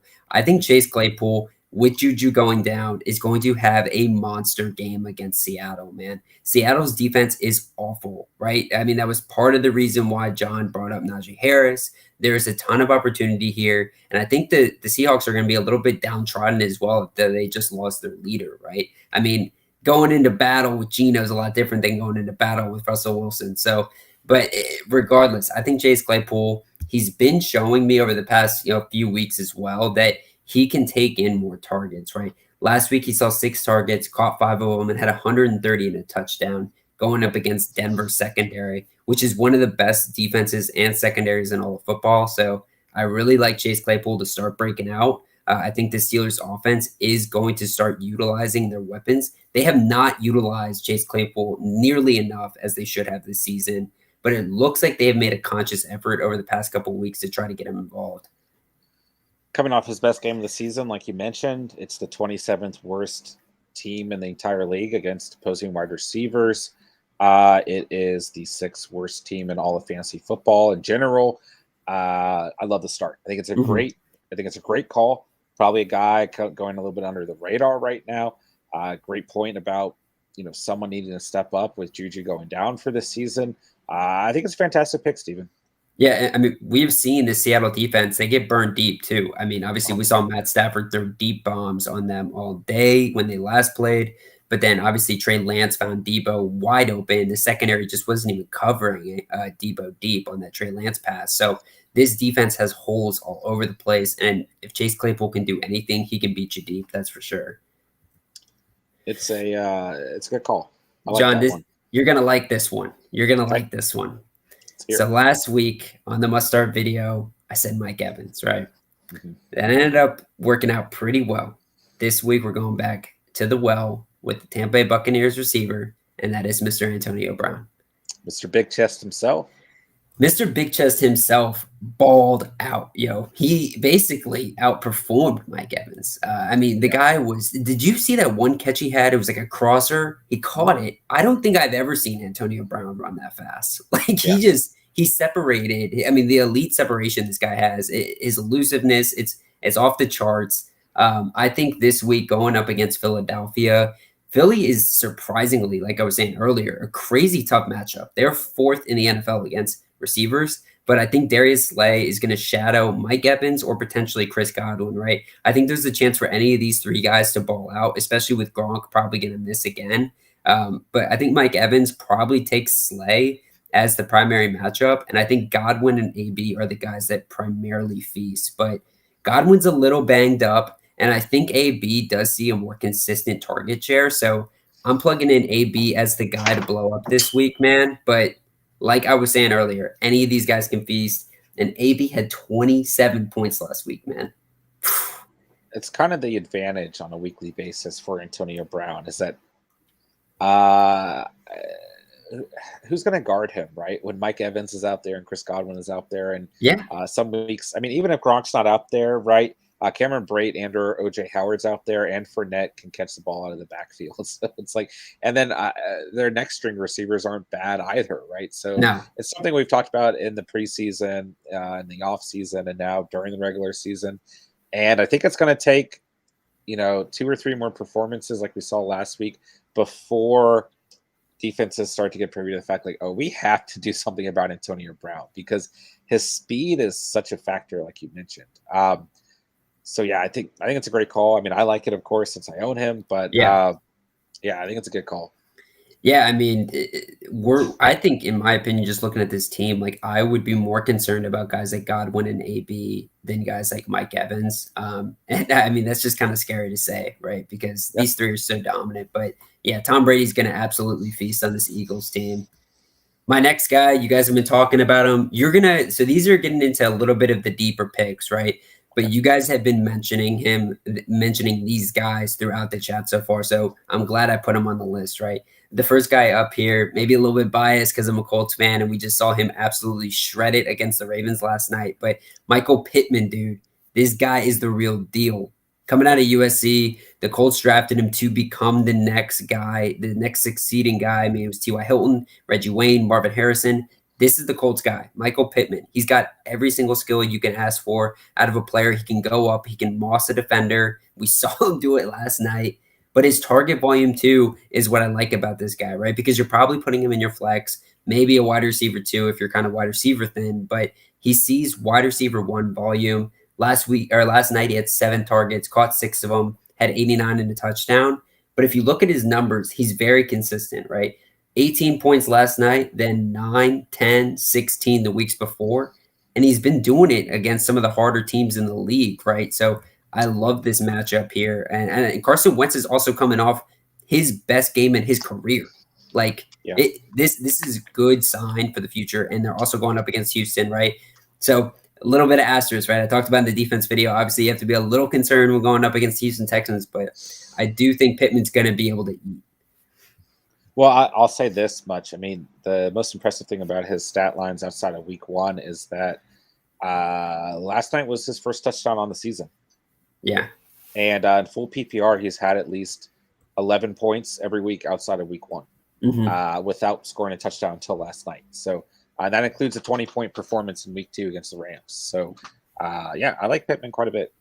I think it's a great pick. Yeah, and there's another guy here who has been getting serious target volume. And, touchdowns, he's only put up 1 as well, right? And this is Devonta Smith with the Eagles. He's going to be playing Thursday night against Tampa Bay. This secondary we've talked about at length is shredded, man. Richard Sherman bringing him out of the grave to play. I mean, it is banged up. Defense is still playing well enough. They're getting to the quarterback, but Jalen Hurts has been looking for this guy early and often. Last week, he had 1 touchdown, he had 77 yards on 8 targets and 7 catches. And 122 yards the week before against Kansas City, right? So I was just talking earlier about Kenneth Gainwell and why I thought that the game script was going to be similar to Kansas City. I think this is going to be the same situation for Devonta Smith. I think he's going to get a lot of target volume, and he's going to have a lot of chances to catch the ball because those Bucs are going to get up on him. I think this game, the spread is close to like 7 or 8 points now. It might even be nearing 10 now. So I think the Bucs are going to get up early, and Jalen Hurts and this Eagles offense is going to have to push it to the very end. I like that pick too. Yeah. I mean, not a lot of great evaluation for me, but very similar to Michael Pittman on the season, right? I mean, to some degree, I guess. I mean, weeks 2 and week 3 weren't so great, but those were, 2 of the better defenses he's faced on the season. I mean, he played very well against Carolina last week. Listen, I mean, you want to start the wide receiver 1 versus Tampa Bay every week, no matter what, right? So, I love this pick. Yeah. I think this is going to be a really good one, too. And especially if, Gudert misses, it's going to be Zach Ertz and Devonta Smith that you think feast here, right? And if you're in a deep league, I think Jalen Reagor also has a shot here to make a play. But I do think Devonta Smith is going to be the primary benefactor of this offense. And This is a guy that is climbing the boards, man. He's a wide receiver too in this Bills offense. Emmanuel Sanders. He was on the must-start video last week, along with his teammate Stephon Diggs. It's going to be the same must-start advice this week, right? Plug in Stephon Diggs. I actually think Stephon Diggs has a chance to be like wide receiver 1 in all of football right now this week, because I think he's going to have a ton of chances to just blow up on this Titans defense. But sure, Sanders is right there too, man. And I love his ability to get 5 to 6 targets like every week over the past like 3 to 4 weeks. He had 18 points. He obviously got he had 2 touchdowns. I thought he had 1 last week, but I guess he had 2 as well. And had 10 and 23 the weeks before that too. This is going to be the deep threat guy on this offense outside of Stephon Diggs. It's just that Stephon Diggs is going to get more attention. So Sanders has been leaking out and making tons of plays. So I'm hype about Sanders this week and rest of the season. Unfortunately, for anybody who owns him next week, he'll be on bye week. So definitely take advantage of it this week while you can. I just realized our ticker had Monday Night Football Hangout on it. So hopefully no one is reading that. It is not Monday Night Football Hangout. I love that pick, Steven. I want all these Bills in my lineup. Yeah. I mean, that's why we've been kind of preaching, man. I mean, this Bills offense can support it, and I'm going to let them keep supporting it until they prove me otherwise. But I think Josh Allen, we talked about Lamar being an MVP pace. Josh Allen's right there as well. Let's get back to this Colts-Texans game, right? I think Brandon Cooks, we said that we should sit him going up against New England, and that worked out pretty well because he had 3 points, but more concerning too, he only saw 5 targets, right? So this is a sleeper pick. He has fallen away as from those early 3 weeks where he had 15, 18, and 16, but let's not get that confused, man. This guy is still the number 1, 2, and 3 read in this offense. And I think they're going to have a bigger chance to make some plays. I mean, we just saw the Colts get kind of sliced and diced deep by Marquise Brown. And these guys are similar stature and similar skill set as well. So Cooks and Hollywood Brown are both fast, speedy receivers that can get deep on you in a hurry and make their bucks with their speed. So especially with Xavier Rhodes getting banged up this week against the Ravens as well, the Colts could be in a little bit of trouble going up against Mr. Cooks. Cooks and Davis Mills, man, that's an execution. Davis Mills. Yeah, I still think the defense though is a must start for sure against this Texans offense. But with that said, I still think that opens the door for opportunity for Brandon Cooks to get loose. I like that pick. The Colts secondary has been very bad. Yeah, it has. I like the pick. Yeah, it has been. And that's it, man. That is the must start receivers, man. And obviously in this video, I think we went over a little bit more deeper options than usual, but. With everybody talking about these guys anyways, I'm kind of glad it worked out that way because I know there was some general questions about a lot of these players because they're right there in that kind of knit too. It's like they're all around like 27 to 40 in terms of their rankings on the season. So I think that was good. You did great. We did great. Thank you, brother. Thank you. You did awesome. Let us know, guys, what you thought about the must start RB and wide receiver segments on the night. If you guys have any further questions on, around the segment, if you guys have any questions about any running backs or receivers that you're starting or not starting this week, let us know. But overall, man, let's hop back into the chat. Thank you guys for being patient, listening to both of us ramble on tonight. Hope those segments were helpful for you guys. Let us know your overall thoughts on them. Let's see here. Wild Boy Trey is asking, is Dan Arnold a good tight end pickup? Looks like Spencer. Thank you, Spencer, for helping answer that question. I agree with Spencer's overall views there as well. Wild Boy Trey, let us know if you have any other questions on the night. Aaron92, is it okay if I ask you guys what I should do with my team? Absolutely. Henry Wolf, trade A.J. Brown and Jamar Chase for Calvin Ridley. PPR, my team is Aaron Jones, Chris Carson, A.J. Brown, DK Metcalf, Jamar Chase. I have Williams, A.J. Dillon, and Miles Sanders on the bench. I would hold on. The way Jamar Chase is playing and the fact that you'd be giving up A.J. Brown as well. I mean, I like Ridley. I still believe in him on the season, Harry. But personally, I think you should just hold on to A.J. Brown and Jamar Chase. Yeah, team looks very good. You got good depth. I'd hold on to them. I do not mind that at all. Steven does not mind it at all. Jamar Chase is a beast. Any new faces out there? Hope you guys consider subscribing down below, becoming part of the Catch fam. But nonetheless, man, look at the chat going. Appreciate you guys coming out tonight, coming out to the stream, throwing some fantasy Q&A our way. Let us know how we can be of help. And guys, go and smash that like button so we can continue to get this stream to as many viewers as possible. Look at the Catch fam going strong at it tonight. The Catch fam is out here, man. They're eating. We're eating. We're like Zeke out here, bro. Keep feeding. Oscar, who to start at running back out of A.J. Dillon, Darrell Williams, Damian Williams, and Javonte Williams? You know, Javonte Williams is someone who I ended up not talking about tonight in the segment, but he was someone that I thought about mentioning, right? Mm-hmm. I actually like him quite a bit this week, and that's more of going off of the eye test overall, right? Just watching this Broncos team over the past couple weeks, right? He's playing good football, man. It's a good matchup versus the Las Vegas Raiders. He had his second best game of the season last week versus the Pittsburgh Steelers, who are the fourth best team in the entire league against opposing running backs. He just looks like he's playing better football than Melvin Gordon. Mm-hmm. So I like him quite a bit.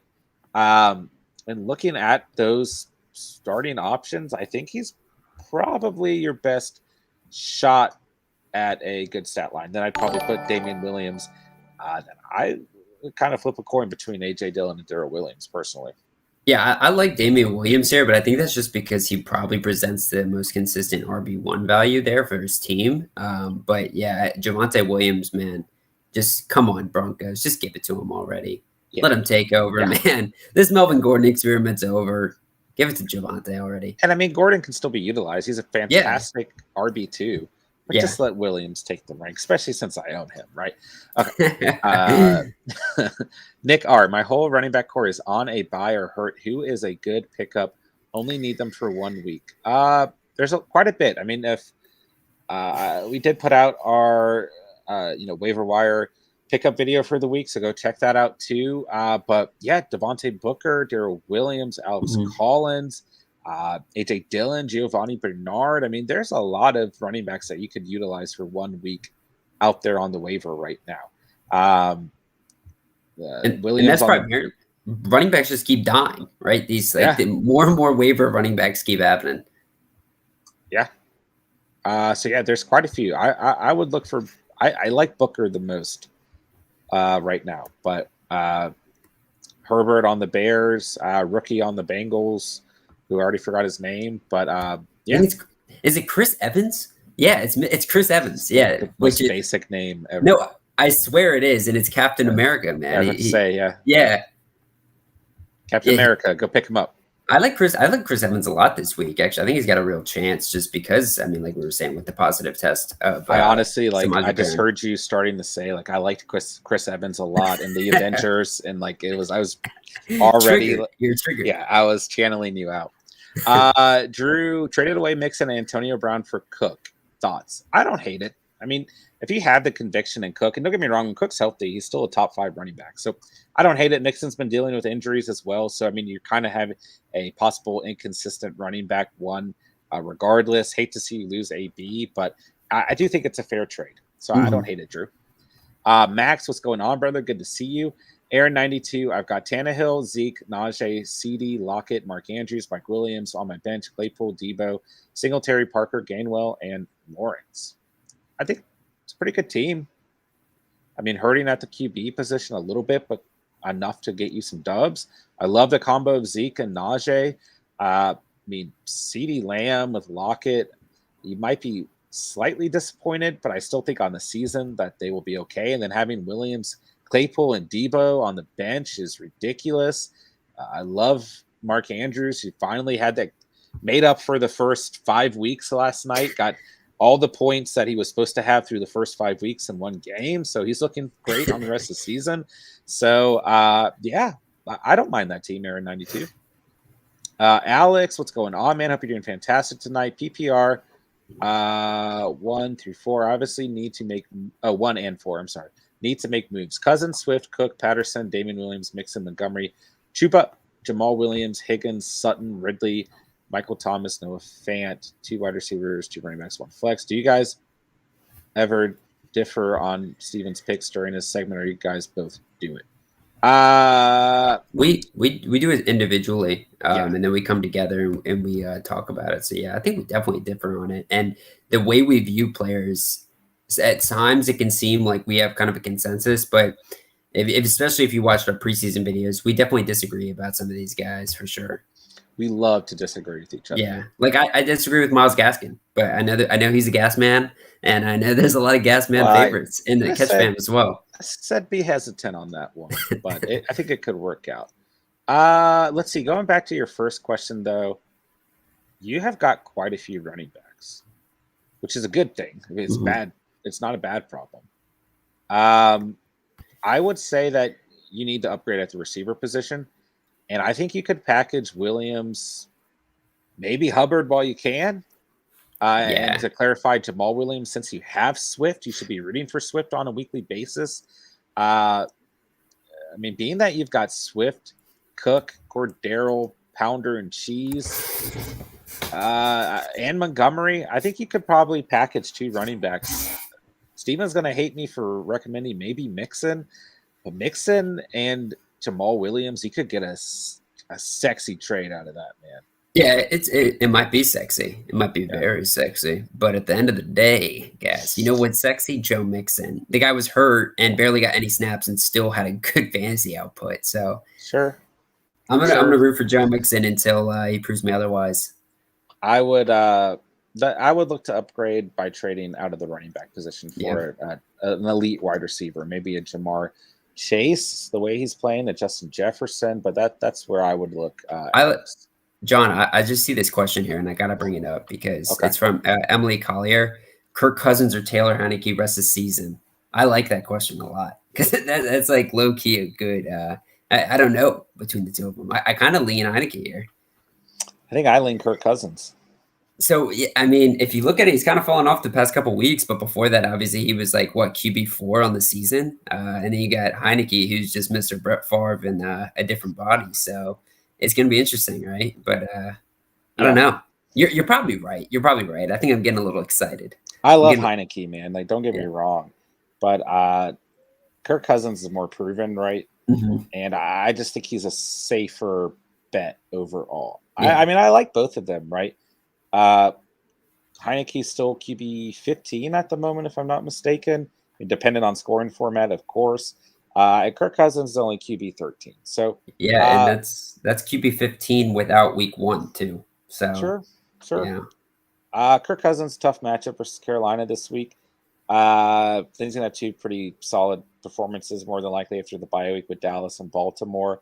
So I'm not in love with either of these guys. I like both of these guys in general. Like, I want to root for them, but I'm not crazy. If I had to choose, I think I'd lean Kirk Cousins. But I love Heineke, man.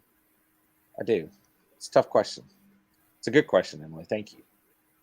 Let's see here. Yeah, I am sorry, guys. The chat is live. You guys are killing it tonight. I do apologize if we miss your question. Just simply ask it again. And you don't need us. We don't have to go crazy with it, but just ask, and I promise we will try and get to you guys. Appreciate you guys coming out tonight. Appreciate the support. You guys are killing it tonight. Killing it. Christian, I did Derrick Henry for Aaron Jones, Antonio Gibson, and Thielen. Do you think I won in a 6-man PPR? I don't hate it. I don't want to ever trade Derrick Henry, but it's pretty decent value in terms of receiving Derrick Henry. Yeah, I like that. Derrick Henry, I should say. I like that deal, but I don't think I would have given up Henry for that deal, unfortunately, because Gibson, super touchdown dependent, it seems. Sure. I don't think I'd give up Henry for, like, anything. Yeah. Maybe, like, Christian McCaffrey and Jamar Chase and Dawson Knox. Yeah. That's what it would take for me. Bryce Davis, what do you think about K. Tony from New York? I think we both like him. Mm-hmm. He's more than likely going to be the wide receiver 1, since there's no suspension looming, apparently. So yeah, it's hard to say, but yeah, I like him. I think we both like him. I know Steven likes him. I'm obsessed with him. Okay. Tony is like my guy right now. He is replacing Saquon Barkley for me. And if anybody takes him in my waivers, I am going to try to ruin them. That is a personal promise. Jeez. Okay. They heard it. Heard it here first on the catch. Let's see here. Jew, what's going on? Good to see you, man. Drop Carlson for Mcmanus. And also start Denver D again against Las Vegas because they've looked terrible since the Gruden thing. Yeah. I mean, I think you could start Denver regardless of the situation with the Raiders. You could start him this week, even if all this wasn't happening surrounding the Raiders. I don't mind dropping Carlson for Mcmanus, but I also saw Jerry threw a question in there for Mcmanus or Chase Mclaughlin. So I would go Mclaughlin there with the Browns going up against Arizona. I think he's going to have the better day there, and he's been playing great these past couple of weeks. But I would take Mcmanus over Carlson. Carlson seems to be falling off, and I just think this Broncos team's going to beat up on the Raiders, man. They're coming off of a pretty bad week in terms of just an organization. Yeah, and Brandon McManus has been very good on the season as well. Yeah. Hollywood, what's going on, brother? Good to see you, man. Drop Javonte Williams for D. Williams. I would not. No. I like Javonte Williams' outlook more than Williams. Darryl There's Williams. so many Williams right now, Yeah, dude. David Williams, Darryl Williams, Javonte, dude, it's nuts. Yeah. Personally, Hollywood, I would hold on to Javonte Williams and try and drop a different player if you do once you pick up Darryl Williams. Alex, John, what kind of Funko Pops do you have in the background? We got Scarlet Witch, Vision, Max Scherzer, Peyton Manning, Baker Mayfield, Heisenberg, Baby Yoda, another Vision, and Thanos hiding over there. So, yeah, quite a few. That's only a couple of them as well. Not as cool as Steven's terrifying picture of his brother and sister. Hey, I got a Max Scherzer something over there. I think it's like a bobblehead. So a lot of big Scherzer fans in Washington, despite him going over to LA and having a better life. Yeah. I don't want to talk about that. Let's see here. Wild Boy Trey McCole Hardman is still left on my waiver wire. Yeah, Tyreek Hill can't play this week. I mean, this is something we haven't talked about too much here at the catch. I think he's going to play. I think he will too. So, yeah. But and we saw Robinson kind of eat whenever they would go a different direction. I think Robinson did pretty well too. So, hey, maybe Josh Gordon. Maybe if he doesn't fail a test, he'll end up having a good game. Yeah, he'll probably fail it. I'm so glad I picked up Javonte Williams early. Yeah, I drafted him pretty early, so I need him to do these things that I've been talking about him doing. Bryce Davis, what do you think is a fair trade for CeeDee Lamb full PPR? I mean, I think you have to get a wide receiver 1 or an RB1 for CeeDee Lamb. Yeah, I think a lot of people might be throwing in buy low opportunities for CeeDee Lamb, but if you're an owner, man, don't let somebody come under the table and snag you there, because CeeDee Lamb has, we were super high on him in the preseason, and I'm still high on him. He's just got to hit his stride. So definitely it takes a lot. Yeah, I mean, this Cowboys offense is for real, guys. They don't even need CeeDee Lamb to play that well for them to put up the amount of points that they've been putting up. So don't let someone undersell you for CeeDee Lamb, although he's had not a great performance. I mean, his 2 bad performances came against Philly and Carolina. Have been very good against opposing receivers. So he's got a tough matchup this week, right? They have a bye week. But listen, man, he's going to have a good rest of the season. So don't panic there. John, sorry to jump and gun here, but Jerry just threw in an alert. I just got offered Kelsey and Harris for Andrews and Henderson. The reason why I wanted to talk about this is because what do you think about Harris right now? Obviously, he's been fumbling, banged up. Is he somebody that you can kind of count on is still as high as what we were previously thinking about this guy? I like Henderson tremendously more. Yeah. And Andrews, man. I mean, obviously Kelsey is such a big benefit and an upgrade at any tight end, but Andrews and Henderson, I think it's just going to pan out at the end of the day more. He exchanged Harris for Chase Edmond. That makes me like to trade a little bit more. Oof. I mean, yeah. I mean, the ceiling is not crazy high for Chase Edmonds on a weekly basis, I'd keep Henderson and Andrews. but I don't want you to lose Henderson. Yeah. Don't be like me and trade him for Trevor Lawrence. What we were just talking, Jerry, in the comments on the defense video. We were just talking about Henderson, man. Come on, baby. What's going on? Where's Brisket at? Henderson sees the Giants, Detroit, Houston, and Tennessee, and then San Francisco. Yeah, that's nice. That's pretty nice. That's pretty nice. And in the playoffs, well, bye week, then Green Bay, not a great matchup, but then Jacksonville, Arizona, kind of a tough matchup, but then Seattle, Minnesota, not a great matchup. But he's got a very good outlook on the season. So that's a tough one, Jerry. That's a tough one. I get you, Jerry. But Kelsey. Jerry coming out here with a tough one. Philly Mike, what's up, brother? It's good to see you as always, dog. CeeDee Lamb and Antonio Gibson for Jefferson and Swift. I would take that trade. I like both sides. I don't mind that trade. Nick R 20 plus from Terry this week. Yeah, one of Stevens must start wide receivers on the night. So I think he's gonna have a good week. He's gonna be a beast. Yeah, I think he's gonna pop the hell off. And if you look at his stats, man, boom, boom, boom, it's his week to pop off. Last week he didn't play well. Yeah, Steven with these algorithms, man. Dude, we are plugging them in, baby. 365. Chase Wellner. Which one should I start? PPR, Moss, Javonte Williams, Damian Williams, or Booker? I would go with Zach Moss. All those other guys, they might end up having a high ceiling week, but Zach Moss versus the Titans, one of my must-start running backs on the night as well. I would roll with Moss, Chase. Spencer, I have faith in Booker. He's the only one left on the team. I agree with that too, Spence. I like Booker this week quite a bit. Spence is dealing some good advice out there too, so thank you for that, Spencer, as well. Spencer's always nice with it. Thank you, Spencer, for killing the. Thank you to all of our mods for killing it, but Spencer, thank you as well. Chase Brown, can you check my team that I sent before and check if I'm starting the right people? Only question I would have is my flex with Damian Williams. Too lazy to retype it. Unfortunately, at a certain point, we lose the chat and we can't see previous chat. So, Chase, I do not have your team. I apologize. The chat is going wild. You guys are killing it. Love to see the support tonight, guys. But I do apologize, Chase. I lost your team.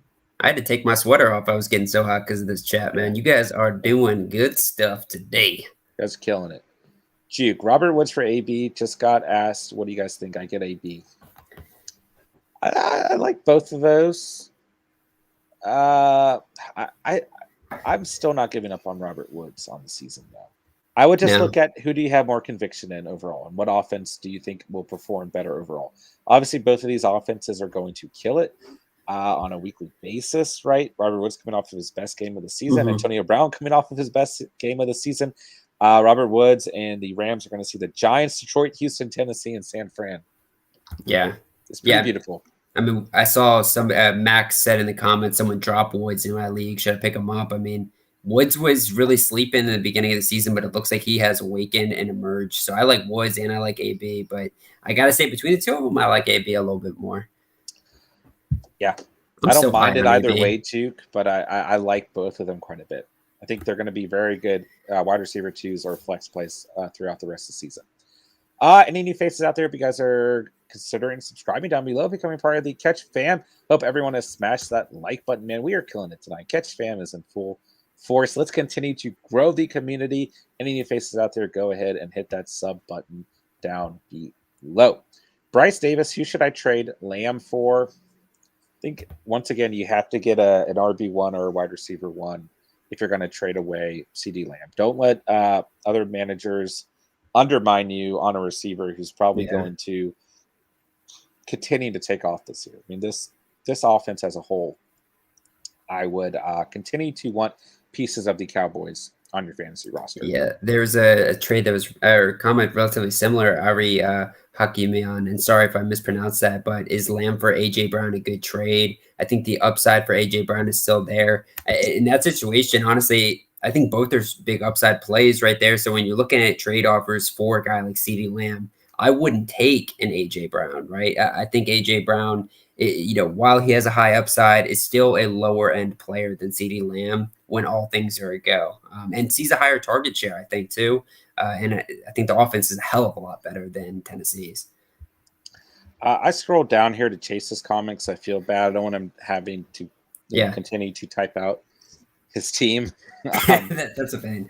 Let's see here. Chase Brown, Allen, Zeke, CMC, Keenan Allen, Deontay, Fant, Damian Williams, Cowboys, Prater. Okay, I now remember your team. I'm sorry. Judy, Madison, Boyd, CH, Chuba, Chenault, Pitts. Not thinking about any waivers since I don't want to drop anymore. Only person I could drop right now is Chenault. Okay. I think your team, quite honestly, with Josh Allen, Zeke, CMC, Keenan Allen, Deontay, Fant, and then you're just asking about that flex position. Yeah. Man, I mean, obviously, if Cook isn't out there, then you're starting Madison, right? Is it crazy to say you could flex in Pitts after this last week? I would, I think he's on. I want to say he's on bye. Oh, he is on bye. Thank you. Yeah. But I think there was also the question of Williams with the Packers, right? And while I do think the Packers are a good defense, I think Damian Williams is still going to see a ton of carries. So I kind of like him there as well. So I don't know. I mean, John, do you think Williams is a decent plug and play there as well? I think in that situation, Chase, it is. Yeah, it is. Wild Boy Trey, is Austin Hooper a good fill-in while Kyle Pitts is on a bye week? I don't hate it.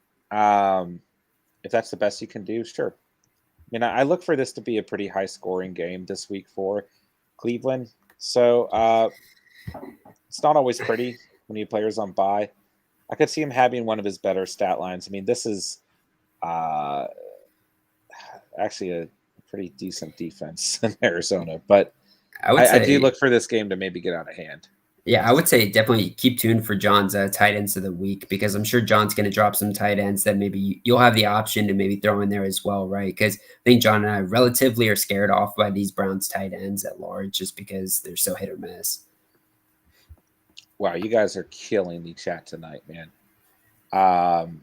Do apologize if we were missing questions. I'm doing my best here, guys. Let's see here. Emmy, drop Tyler Conklin for Ricky Seals-Jones. Yes. Mm-hmm. Definitely a yes for me. Leo, Swift and DK Metcalf for Hopkins and Fant. Don't hate it if you need tight end help, but if you don't, then I would try and hold on to DeAndre Swift as well as DK Metcalf. Yeah. It's a fair swap at receiver, but if you're hurting at running back position, if you do trade away Swift, then I wouldn't do it. Max, someone dropped Robert Woods in my league. Should I pick him up? Yes, absolutely. Emmy, Darnell Mooney or Monroe St. Brown for the rest of the season? I don't know if I'm sold on these Lions receivers. I don't know if we've seen enough. When we've seen Cephas go off, Raymond go off, and Monroe St. Brown play very well. He's good, though. He's really good. And I feel like I would lean towards Monroe St. Brown. Yeah, I would definitely lean that way just because this Bears offense is so gross. Yeah. I agree. Yeah, that's what I'm thinking about as well. Aiden, should I trade Godwin for Ridley? You could. I mean, I view those receivers in pretty similar fashion. Yeah, I think this question sounds familiar, man, and I think we both said Ridley is a really good opportunity here, just because he is the wide receiver one there. So I think he's going to see a high target share rest of the season for sure. Robert Woods for AB. Just got to ask what you guys think. I think AB might give you a higher ceiling on a weekly basis. I don't hate it either way. I think you're going to have a good wide receiver 2/flex receiver on the season. Ron the Goat. Should I grab my handcuff for CEH or pick up Sutton off waivers? My RB 1, 2, 3 are Jonathan Taylor, Henderson, and Hunt. It's a great trio. I don't mind adding to the trio and getting another handcuff situation, but I lean RB heavy all season long. I mean, if you got JT Henderson and Hunt, man, you don't like Sutton there? Sutton, coming off a good week with Teddy Bridgewater back. I don't hate it. I just, especially looking after these past 2 weeks or so, we are realizing once again why going RB heavy is important, right? Yeah. So many running backs questionable. So many running backs getting injured. I don't hate adding to that trio, Ron. It's a great trio, like Steven pointed out. I don't mind if you need the receiver help going out and getting Sutton, but I mean, you're probably going to be safe starting Jonathan Taylor, Henderson, and Hunt on a weekly basis. Right? Oh yeah. Outside of injuries, right? So, Chase and Spencer say to get Sutton, Jerry, but Kelsey.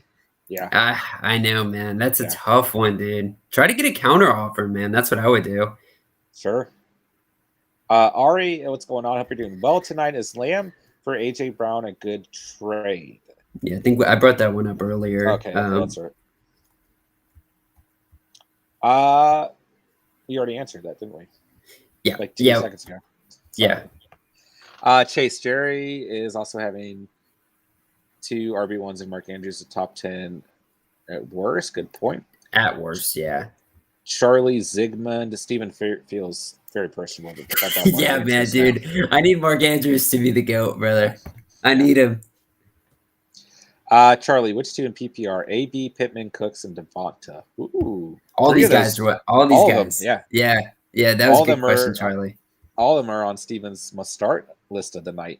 Wow, that is a hell of a question right there. All right, so I want us both to rank these in order real quickly, right? So I actually lean here on my first one. I'm going AB, and then I'm going to go AB, Pittman, Devontae, Cooks. That's actually exactly where I stand. All right, baby. That's what I'm talking about. For a second, locked and loaded. I was feeling maybe Pittman over AB, but then I remember that I have to have faith in AB. So I'm going AB, Pittman, Smith, then Cooks. Great problem to have, Charlie, if that's your problem. I want that problem. We both like all those guys. Yeah. Yeah. Philly, Mike, Devontae Booker versus the Rams, or Swift versus Cincy. I'd roll with Swift. I don't hate Booker, but I'd roll with Swift. Jerry, I'm putting my faith in you guys and rejecting the trade. I mean, gotta have faith in the catch fan. Yeah, man.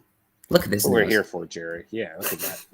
Luis, what's going on? Hey, pick 2 to drop in PPR. Pollard, Gainwell, Collins, Myers, Pittman, Goddard. I need to pick tight end in either Herbert or Tony. Ooh. Tony the Boney, man. I would hold on to Pollard. Still arguably the best handcuff situation in the entire league. Yeah. I would hold on to Gainwell. I would definitely hold on to Pittman. I would not give up on Goddard. If you put Goddard in your IR spot, potentially, that solves one of your problems. I think Alex Collins and Myers are the most droppable players out of that bunch.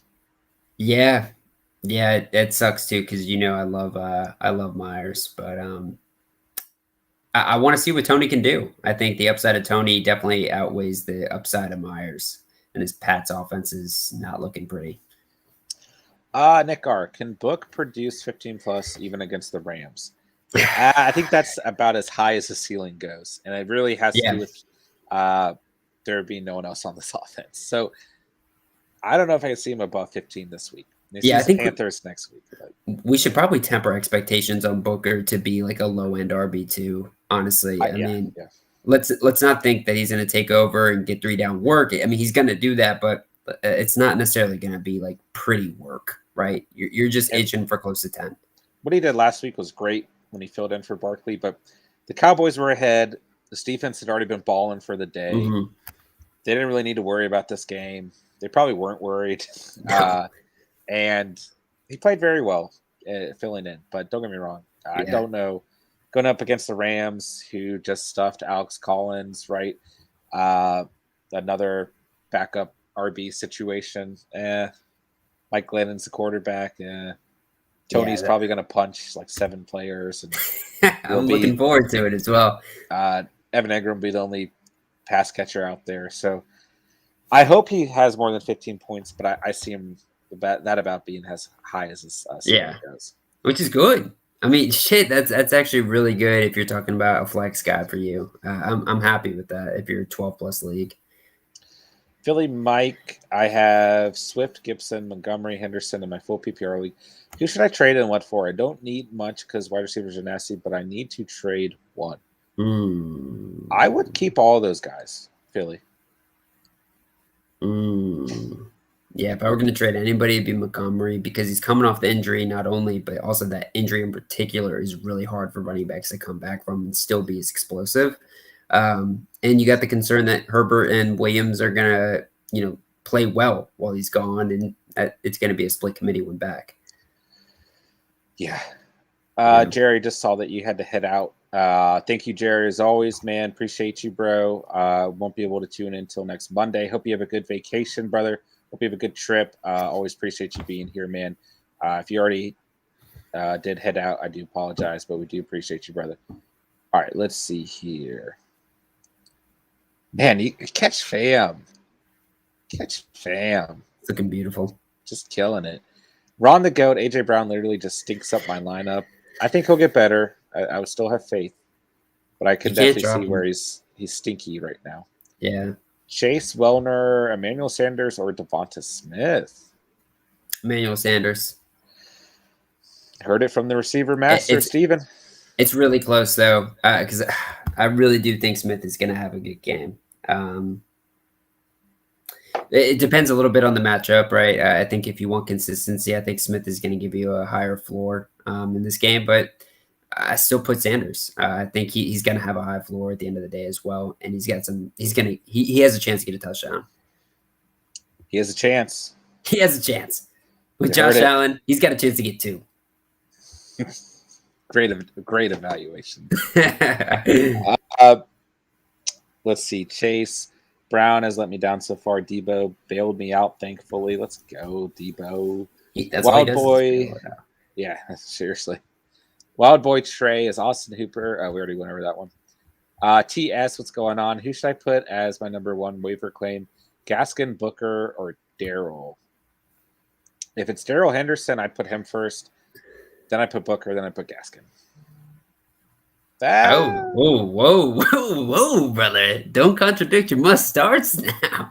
I looking at the next coming weeks, I like this matchup for Gaskin this week, but outside of that, I don't know how good I feel about Gaskin. But then I'm kind of thinking about it for the rest of the season. Gaskin's more likely to be an RB1 come playoff time. Yeah, so I think I might actually Gaskin, go Booker. Henderson, Gaskin, Booker. Yeah.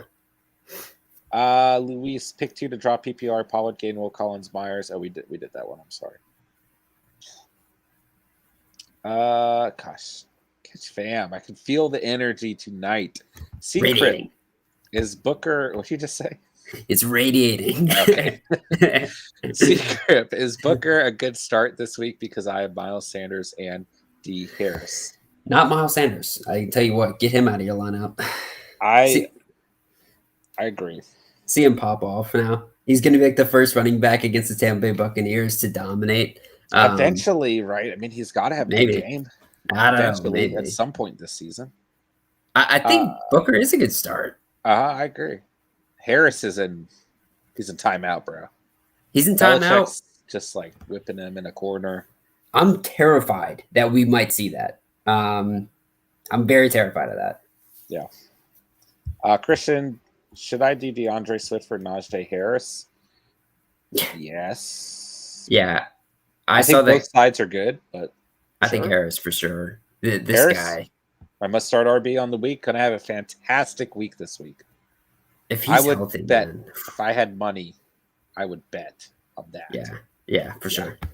Hollywood, is Booker or D. Williams worth the drop of Javonte Williams? It depends on kind of where you're at. If you need help immediately, then yes. If you don't, then no. Let's see here. Christian, who would you rather have, Henderson or Woods? I think Woods is going to start doing good again. Depends on if you're hurting at the RB or wide receiver position. I like both of those guys, but it just depends on where you need help. Yeah, I think I lean RB a little bit here regardless, unless you are super RB heavy. But Henderson, he looks really good, man. He looks really good. He looks good. Confirmed. Philly Mike, D-Hop and Gibson for Jefferson and D. Henderson. I don't hate that. I think I'd rather have the Jefferson and D. Tenney side. Yeah, I would too. Philly Mike. Philly Mike, start one for DraftKings. Adams versus Chicago. Jefferson versus Carolina. Or D-Hop versus Cleveland. Adams. Yeah, Adams. He's going to cost more, though. Chase, trade Conklin and Sanders for Kyle Pitts. If you're not hurting at the receiver position, sure. Mm-hmm. Yeah, I like that. Jason Kenobi, Aaron and Marvin Jones for Scary Terry and A.J. Brown. Ooh. If you need the receivers and you're not hurting at running back, Jason, then sure. Sure. You get the consistency of Mclaurin and the upside of A.J. Brown. And if those guys came in together, if A.J. Brown hit his stride, your receiving core is going to be lethal. Ron the GOAT. My receivers are Deontay, A.J. Brown, Hollywood, Marvin Jones, and Odell. Odell and A.J. Brown aren't producing anything for me right now. Okay. Yeah. I think A.J. will get better on the season, but Odell, arguably droppable. Arguably, like, he needs to not be on the NFL. Not more. No, I just OBJ is so frustrating, man. You can definitely he is droppable unless you can trade him to somebody who just loves his name, I guess. What did Kanye say? On my feel, I'm over reckless on my Odell Beckham. That didn't last very long. Wow, that was interesting. Yeah. That's all I think. Whenever I think about Odell Beckham, I just think of that Kanye West line. Yeah. Let's see here. DJ Vic, what's going on, man? Traded Kelsey for Najee and Dalton Schultz. Needed RB help. I also have Fant. Low key, you might have won that trade so far. Honestly, I don't hate that trade. No. If you have Fant, I mean, you're losing the best tight end in fantasy football from a consistency standpoint, but you can start Schultz and or Fant on a weekly basis, still win your matchups. And you got Najee Harris. Needed RB help. Still strategic. Wild Boy Trey, Rams defense versus the Giants. Yes. Really, Rams defense versus Mclaughlin. If you haven't already, go ahead and check out Steven's must start defense video for the week. They were definitely featured in said video. Oh yeah, baby. We're fishing for a beating of Mclaughlin this week, guys. Let's go Rams.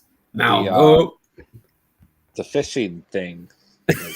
Yeah, bro. Dude, all right, so the brief take. The video was not supposed to incorporate my hat like that. It was kind of a haphazard issue.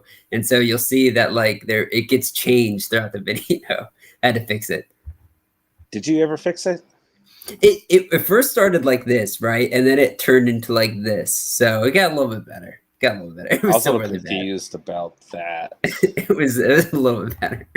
But okay. Justin White.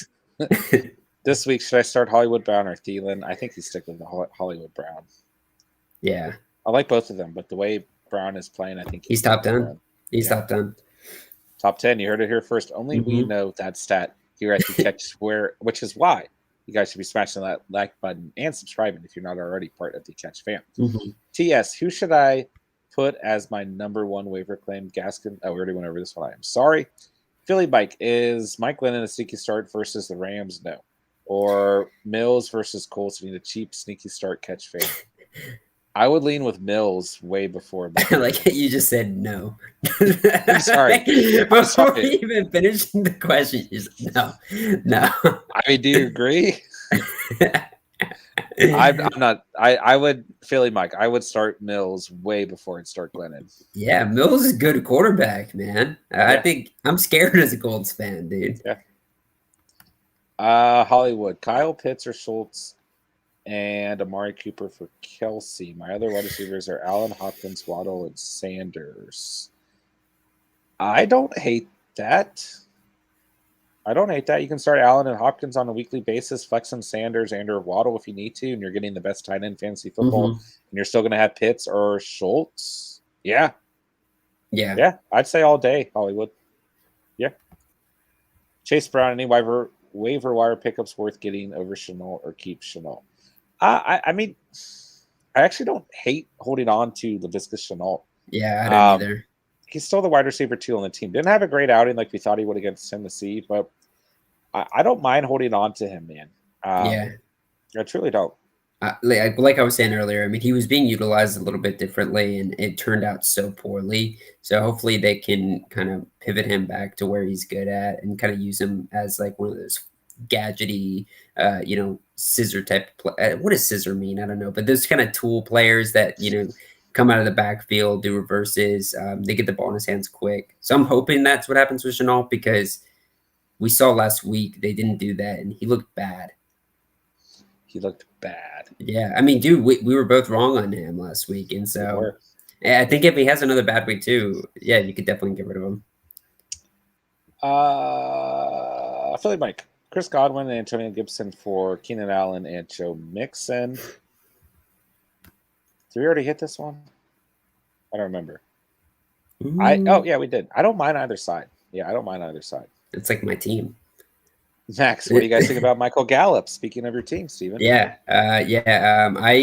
He's obviously still on IR. I do think when he comes back, he's going to get a lot of targets. He's always been really important to this Dallas Cowboys offense. So if he comes back and we're seeing, you might have to just say, all right, the first week or two, let's just see how healthy he gets. But when he gets fully healthy, I think he's going to be just as involved as he was supposed to be before the injury. But if it's looking like it's taken him a while to fully come back from that ankle injury, you got to get rid of him. Because that ankle injury is kind of concerning for a wide receiver. I think Steven should drop him. Yeah, I'm sure you do. You get a little piece of that Cowboys offense. Wild boy Trey, AJ Green versus Cleveland. Don't hate it. He's coming off his worst game of the season, fantasy-wise. But the Cardinals, in general, coming off their worst season as a team, fantasy-wise. I don't hate it. Apparently, if you're playing the Browns, you can put up 50 points. So yeah, I know, right? It's a shot in the dark, though, with those guys. Rondale Moore, Kirk, Green, Hopkins. Who's going to be, right? Yeah. Do you think Max Williams going down helps them a little bit, though? Do I think so? Or are you saying? I mean, I do. I just think that, Max Williams was getting some targets, and he was becoming more and more. When are you a Max Williams fan? I'm not, and let's just say, he's no longer with us, and it's unfortunate. But I do think it's going to benefit some Rest guys. in peace. Yeah. For our sake, he is no longer here. AJ Green, it's worth a shot, but a shot is the best right here. John Simmons, Zach Moss is a hot commodity in my league. Who should I try to get for him? Oh, yeah. I'd definitely like him as a trade candidate. Is he on? Okay, so I'm assuming you have to trade for him. Yeah.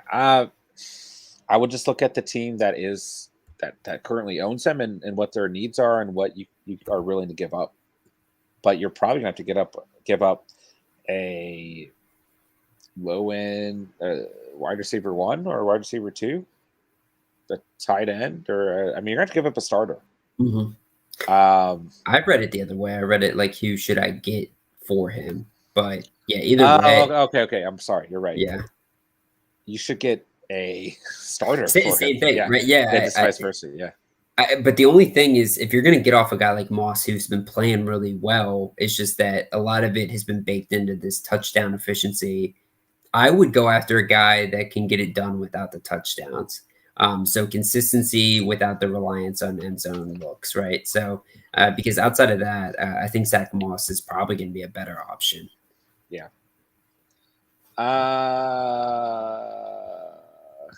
Sorry, that was very long. Really, Mike, I'd start Barber over Sanders. Luke, should I trade away Aaron Jones? And if so, for who for? I wouldn't trade him away. No, I'd hold him for sure. Unless you're doing a package deal for like Eckler. But I hold on to Aaron Jones. Yeah. Let's see here. Nick R. Smith, Darrell, Booker, PPR flex 1 week.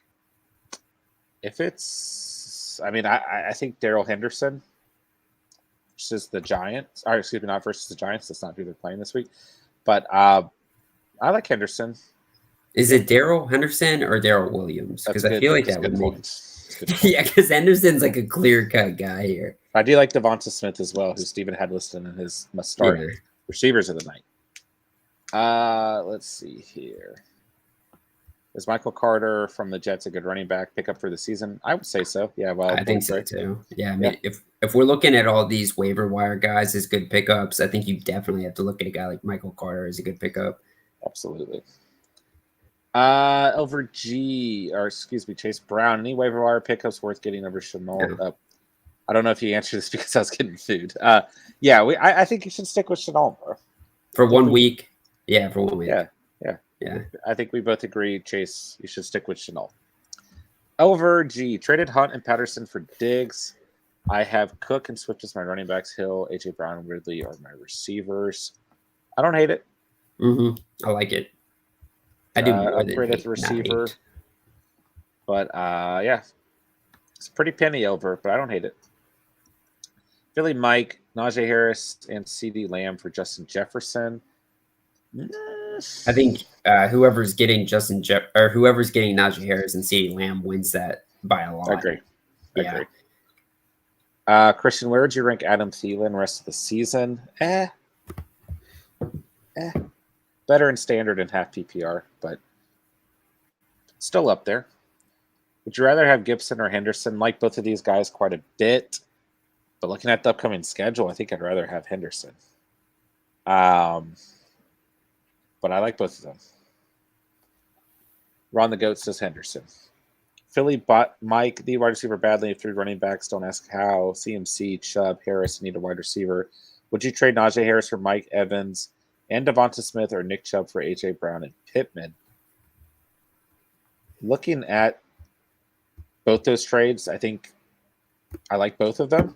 If you're needing a receiver that bad, you just kind of got to look at who you would rather lose, right? Is it Najee Harris or Nick Chubb? I wouldn't want to lose Chubb. I wouldn't want to lose Harris either, so it's yeah. tough. Luke, I want to trade away Thielen. Who should I trade for? It just depends on what positions you're hurting at, and then I would look to try and fulfill those positions. Philly Mike Lennon throwing for 350 yards and 3 touchdowns versus the Rams. He might. It's gonna happen. It's worth putting one lineup in. Sure. Yeah. Betting odds, right? Mr. Is Rodrigo hurt? Yeah. So when we were watching the game last night, we were like, "Wait, what the hell is going on?" They're taking out Rodrigo for this kick. I was very confused about that, but yeah, I guess he's got some sort of hip injury.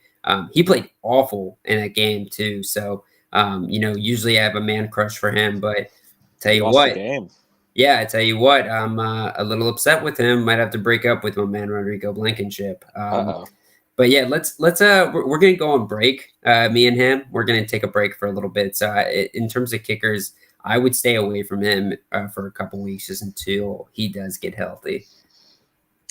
Christian, where do you rank Aaron Jones rest of the season? Pretty high. Yeah. Still top 10. Top 10 for 8. Sure. Yeah. Spencer John, I'll give you my 1st and 5th pick for your 1st, 3rd, 4th pick so you can get Henry. I love you, Spence, but I'm not trading, bro. He hates trades. Yeah. Do a trade in the Catch Fam League, man. That's a pretty penny to give up just to move down 2 spots, too. I think I can still get a solid pick at 3rd, Spence. He knows he can get you for Henry. Yeah, don't put it in my mind too much. Ryan, I traded Antonio Gibson and T. Higgins for Leonard Fournette and Devonta Smith. I think I won the trade. I don't hate it, but I think I like Gibson a little bit more than Fournette on the season. Yeah. Let's upgrade at receiver. I think you could argue for sure. Yeah, I think I like Gibson and Higgins here more. Kind of a fair trade offer, though. I think both teams, both options are good there. I mean, if you're doing fine at the running back position, then I don't think it's a bad trade. Yeah, that's for sure. Let's see. Oof. Philly Mike start Devonta Smith versus Tampa Bay. Cooks versus Indy. Mike. Go ahead. Yeah, it's essentially we got this in a different kind of format earlier, ranking basically Smith, Cooks, Pittman, Sutton, Brown. So I'm gonna hammer down on this again. Antonio Brown, Antonio Brown, Michael Pittman, Devonta Smith, Cortland Sutton. I do think he's a good player rest of the season, maybe, but I like those other guys more this week. Yeah, I agree with those rankings. I lost my spot for like the 100th time tonight. Yeah. Aaron Reborn, what do y'all think about my Patterson and Marvin Jones for Hopkins? I don't hate that. Ooh, yeah, especially if you can get Hopkins, that'd be nice. Yeah, I don't hate it. JWYNN, what's going on, man? Good to see you. Should I do a Cook or Chubb for Cook trade? I have Chubb. Cook is really scaring me this season. Yeah. But he's going to play at some point and be one of the best backs to own. It's just like, if you're not hurting at running back outside of Chubb, then I don't hate it. But he's been a little scary this year, guys. Like, a part of me wants to be just devil's advocate and say that if you're having a good season so far in fantasy, you're probably doing it without Chubb performing to the level you probably thought he was going to outside of this last week. So I like the chance of maybe getting Dalvin Cook when he's fully healthy being like arguably the best running back in football. So depending on your record, if you're doing good right now, I consider it, right? If you're struggling, do not trade for a guy who's got injuries. Sure, I agree with that. Chase Wallner, should I stream the Heineker and Ryan until Wilson comes back instead of trading? Yes. Yeah, that'd be my answer. Yeah, Taylor Heineke is.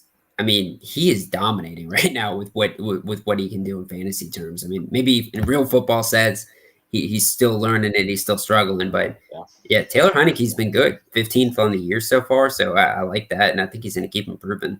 I mean, outside of last week and week 1, right? It's been very, very good. So he's gonna finish his top 12, man. I'm hyped for it, dude. I'm hoping he does. Yeah. Let's see. Chase is saying do the trade. Oh yeah, JWY, and then you'd have Kamara and Cook. I don't mind that. I mean, you're basically getting like RB2 and 3 or 4, preseason ranking. Yeah, I don't hate it. Yeah, Cook and looking at it that way. You could like literally destroy teams with 2 players if they get back and healthy. Yeah.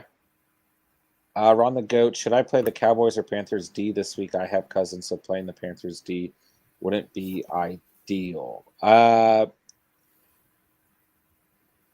am I blanking on who the Cowboys are playing this week? Cowboys are, I'm blanking as well. They're playing the Patriots. That's right. That's like the Cowboys. Yeah, the Cowboys are in the must-start defense video this week. Definitely encourage you to go take a look if you haven't already. But I would slam in the Cowboys on this one. And I think the Panthers are a good defense, but I definitely think the Cowboys are a better defensive unit right now. I agree. And if you have Kirk Cousins, you don't want to be doing that. You don't want to have that toxic relationship right there. Yeah, that's a toxic relationship, man. So I think that's a good move right there. Jason, should I trade away Dalvin Cook for Najee Harris? I like both of them a lot. One of them has been less consistent in terms of his health. I don't hate the trade. I just look to see who you have more conviction in overall in regards to their respective offenses. I mean, I'll kind of just jump in and say it's similar to what we were saying, right? But in this case, it's a little bit different because I think Najee Harris is a really high-end running back. And I think on a given week, he's just going to see so many touches. But it's still going to be hard for me to choose any running back over Dalvin Cook. And, even though he's had his injuries, right? But if Dalvin Cook has this shit going for 1 or 2 more weeks, man, I'm trying to sell. I'm trying to fire sale on this guy because that's scary. And you probably played like all your season without the dude. That's tough. All right, last question. Then Steven is bouncing for the night.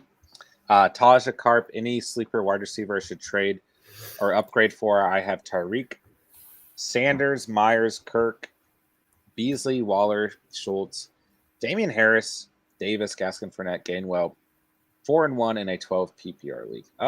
You got a good squad right there, my man. If you're 4-1, don't break it if it ain't broke, man.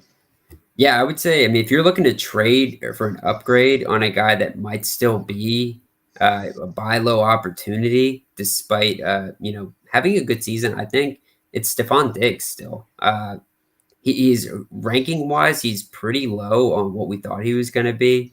And I really do. I think it's a matter of time before Stephon Diggs starts climbing the chart. So if you're going to buy low on anybody to upgrade the receiver position, I think that would be a guy to do it.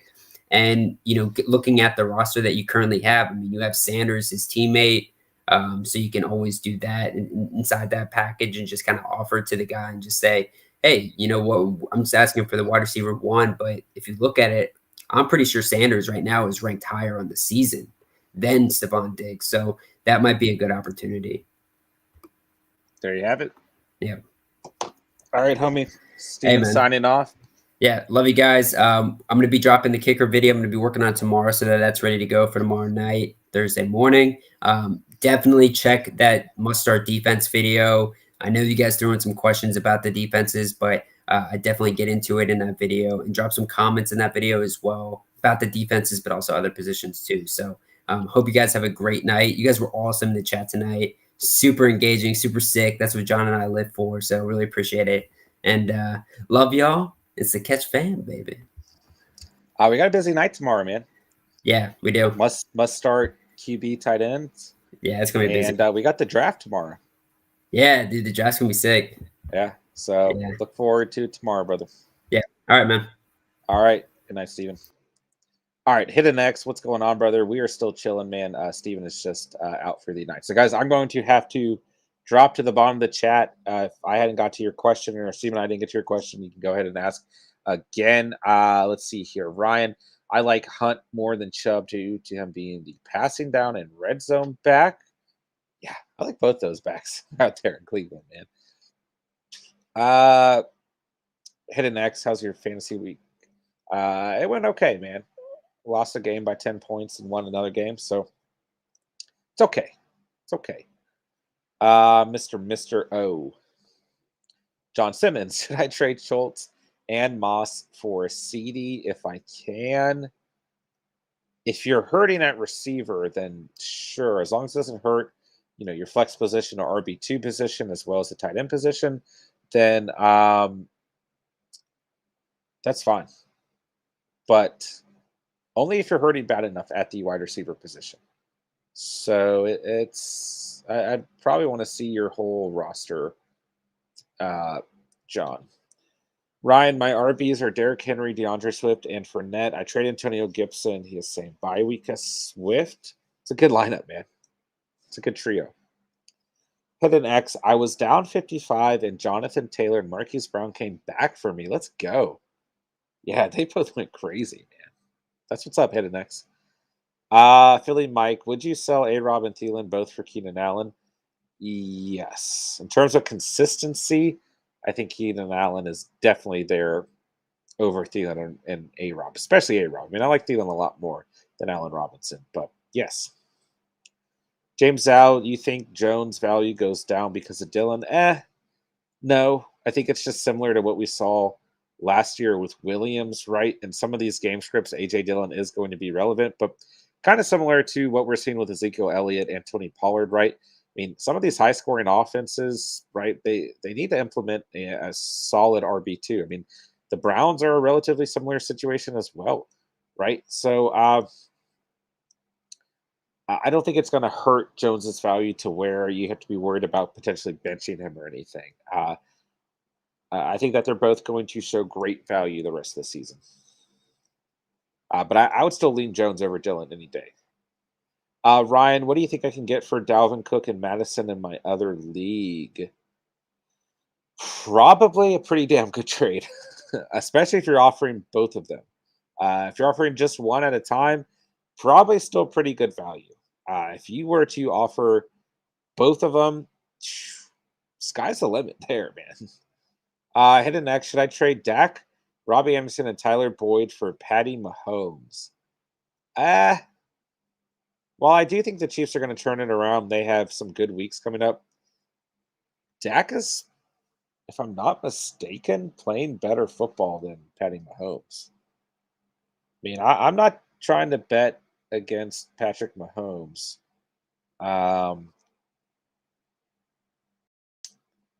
But I think I'm leaning no. I mean, I don't think that Robbie Anderson and Boyd are crazy high value, right? I mean, Dak's got a tough matchup versus New England, then a bye week. Um, he's like QB 11 on the year so far, which I actually think, yeah, Patrick Mahomes is still QB 2. I don't hate the trade, man. I mean, Patrick Mahomes got Washington, Tennessee, the Giants coming up, and then the kind of middle of the pack against Green Bay, but then Las Vegas and Dallas. I don't hate that trade. I would definitely consider that trade, actually. Yeah. Ryan says no. I would consider it. Philly Mike, give me a good game to bet on this week for DKS fantasy player points. My heart's telling me Carolina versus Minnesota. I don't necessarily hate that. Let's see here. I'm probably not the best person to ask in terms of this.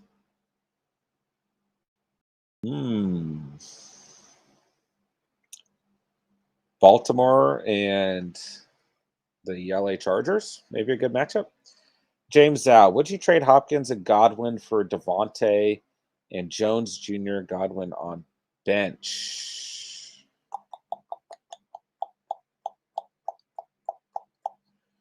Hopkins and Godwin for Devontae and Jones. And Godwin's already on your bench. I mean, I'm not against gaining Devontae Adams by any means. Obviously, it's a downgrade in terms of Jones Jr. over Godwin or Hopkins, but if you want Adams that badly, then I don't think it's the worst trade. Let's see. Good to see you, by the way, James. John Simmons, my starting lineup is Josh Allen, Chubb, Swift, Devonta Smith, Dawson Knox, Zach Moss. Bench, I have Judy, Schultz, Shepard, and Michael Thomas, and Melvin Gordon. I like that lineup, man. And you're asking, should I trade Schultz and Moss for CD?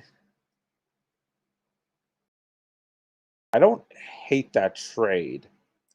Does look like you could use an upgrade at receiver.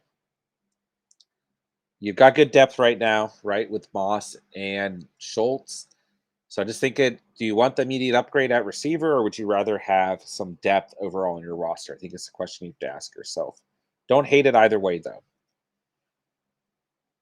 Ryan says Boyd is a valuable flex play. I don't disagree there. Philly Mike, Josh Jacobs versus Denver, Chuba versus Minnesota. I'd lean towards Josh Jacobs, although it's a tough matchup. I don't know if Chuba Hubbard's going to end up playing it. I think Christian McCaffrey might end up playing. If Christian McCaffrey does not play, then I'd lean Chuba. It's a better matchup versus Minnesota.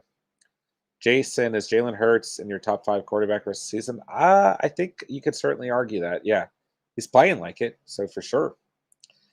Jason, would you trade Devonta and AB for Stephon Diggs? As much as I like Stephon Diggs, I don't think so. Too many targets in this Buffalo Bills offense, so I don't think so. James, Boyd is barely a flex play with Higgins and Chase fully healthy. Someone agree there, yeah.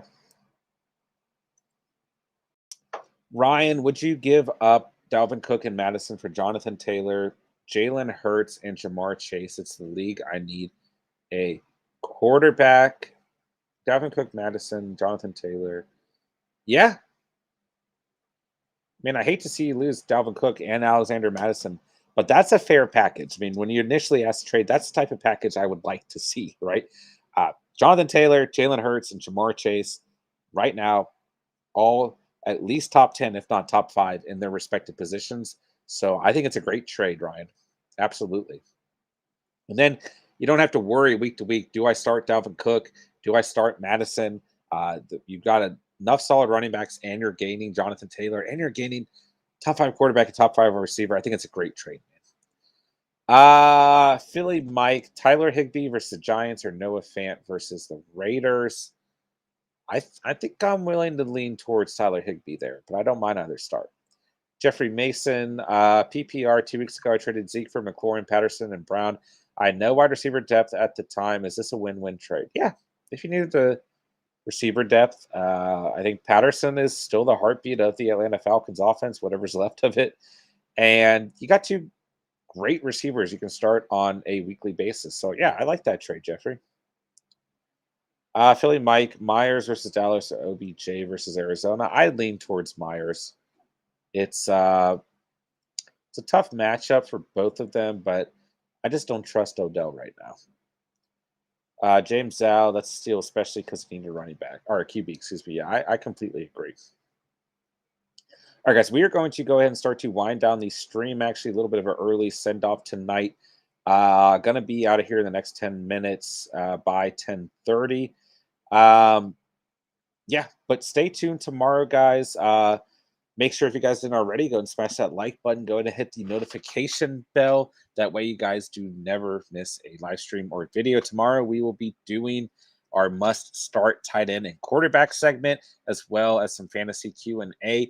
But then we are having the official Catch Fam draft, midseason draft at 9 p.m., which we will also be live streaming. So we may not be doing as much fantasy Q&A tomorrow, but Thursday night during the second half of the game, we will be doing a Thursday night football hangout with some fantasy Q&A, of course. And then Friday night, Steve and I have a podcast topic planned as well as fantasy Q&A. And then Saturday night, of course, we will have the late night stream fantasy Q&A. We will be cooling from about 10 p.m. or so, maybe a little bit earlier, all the way till whatever I feel like I'm going to fall over on my desk. So definitely stay tuned for the week.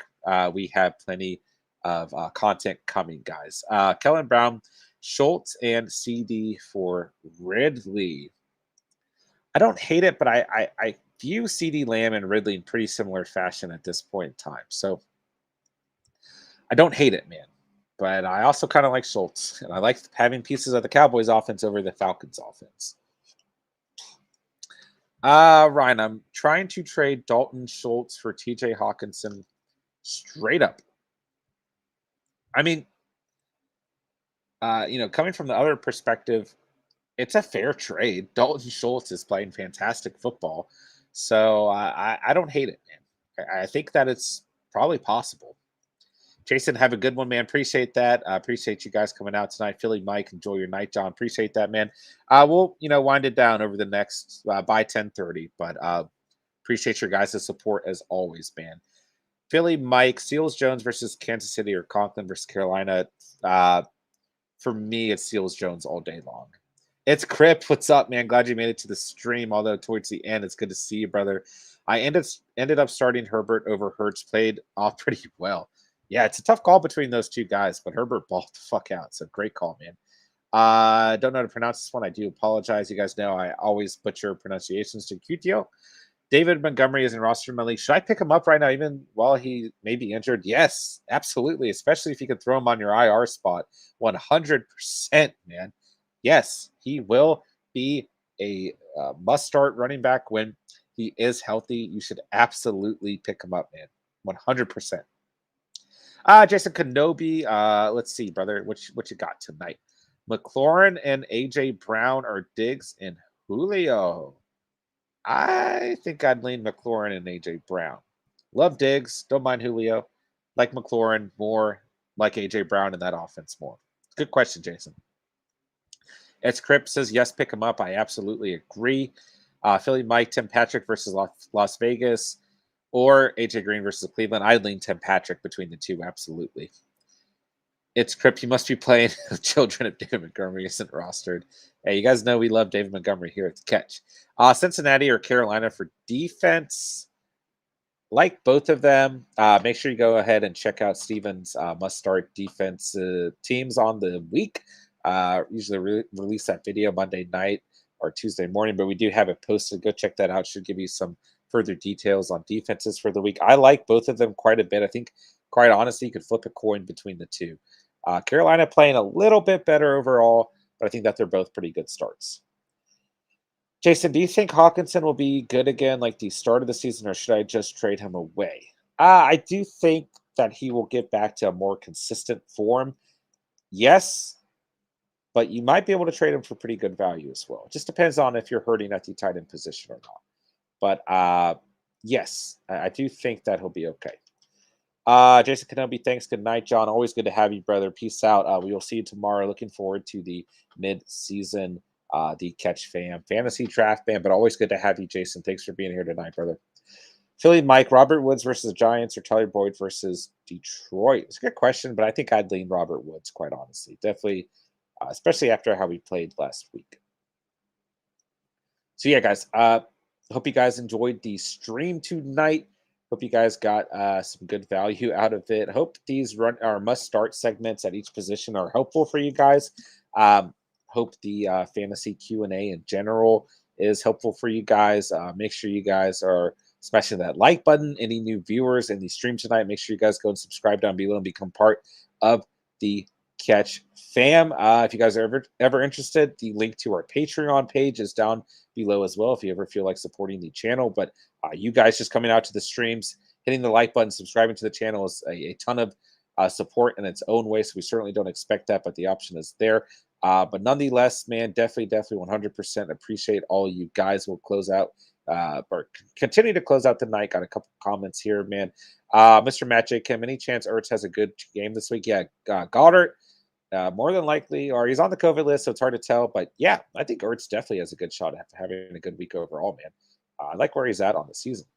Williams or Booker for flex? I'd roll with Booker. I'd like. There's no one else for the Giants to include offensively right now. Everyone's injured. Williams, right? The Chiefs, they can, spread the ball around. They might use Jerick McKinnon. They might bring in another running back. It's hard to say. So I like Booker a little bit more for now. Joffrey Plays, what's going on, man? It's good to see you, brother. Glad you made it to the end of the stream here. I traded Joe Mixon and Tim Patrick for Dalvin Cook. I don't hate it. I don't hate it at all. Philly Mike, good night, brother. Ryan Knight, ready for the draft tomorrow. Let's go. Philly Mike, draft tomorrow. Woohoo. Good luck. Catch fam. See you all tomorrow. I'm going wide receiver number 1. I want Adams at number 6. Hey, I think it could definitely happen. So we'll go ahead and wind down the stream, man. For sure this time. Appreciate all you guys, man. Can't express how much all the love and support means to myself and Steven as well. You guys are killing it. To Catch fam and full force tonight. You guys did awesome tonight. Live chat was great. Thank you guys for all the fantasy Q&A. If we missed one of your guys' questions tonight, I do sincerely apologize. We will do our best to be, here, and we will be here in live streaming tomorrow as well. We will continue to do our best to get to every single question, but it's getting to that point where you guys are just killing it. You guys are coming out in full force, and we are certainly doing our best to hit every single question every single night. But I appreciate every single one of you coming out to the stream, showing support, hitting the like button, being a part of the Catch fam. You guys are truly the best. Could not express my gratitude for you guys in any way, shape, or form. But tune in tomorrow, man. Must start quarterbacks and tight ends, followed by a live stream for the Catch fam's mid-season fantasy draft. Thursday night football hangout in the second half of the game with fantasy Q&A. Friday night, little podcast segment by me and Steven, followed by some fantasy Q&A. And then, of course, the Saturday night late stream coming up Saturday as well. So make sure you guys hit the notification bell so you never miss a video. Ryan Eckler or Denry in a straight trade PPR. Denry, I'm trying to decipher who Denry is. Is it Derrick Henry? That's what I'm thinking. And PPR, it doesn't even matter. Derrick Henry doesn't need PPR value to be Derrick Henry. I like both of them. I think the Chargers are playing better football overall. It doesn't matter if the Titans are playing bad football. They just lean on Derrick Henry. I like both of those guys. Personally, I'm a Derrick Henry fan, so I think I'd lean Derrick Henry. PP Simmons, Booker, or Williams from Kansas City, running back spot. I'd lean on Booker once again. There's just no one else for the Giants to lean on, guys. So I would roll with Booker, where the Chiefs might get a little tricky with Williams, right? So we'll go and end the stream. Appreciate all you guys coming out. If you guys are new here, go and join the Catch fam down below by subscribing. Make sure you guys smash that like button. I appreciate every single one of you. Got nothing else to say for the night. Just make sure you guys tune in tomorrow. But yeah, I got nothing else to say. But thank you guys so much for watching and or listening. And remember, saw it here on the Catch, and peace.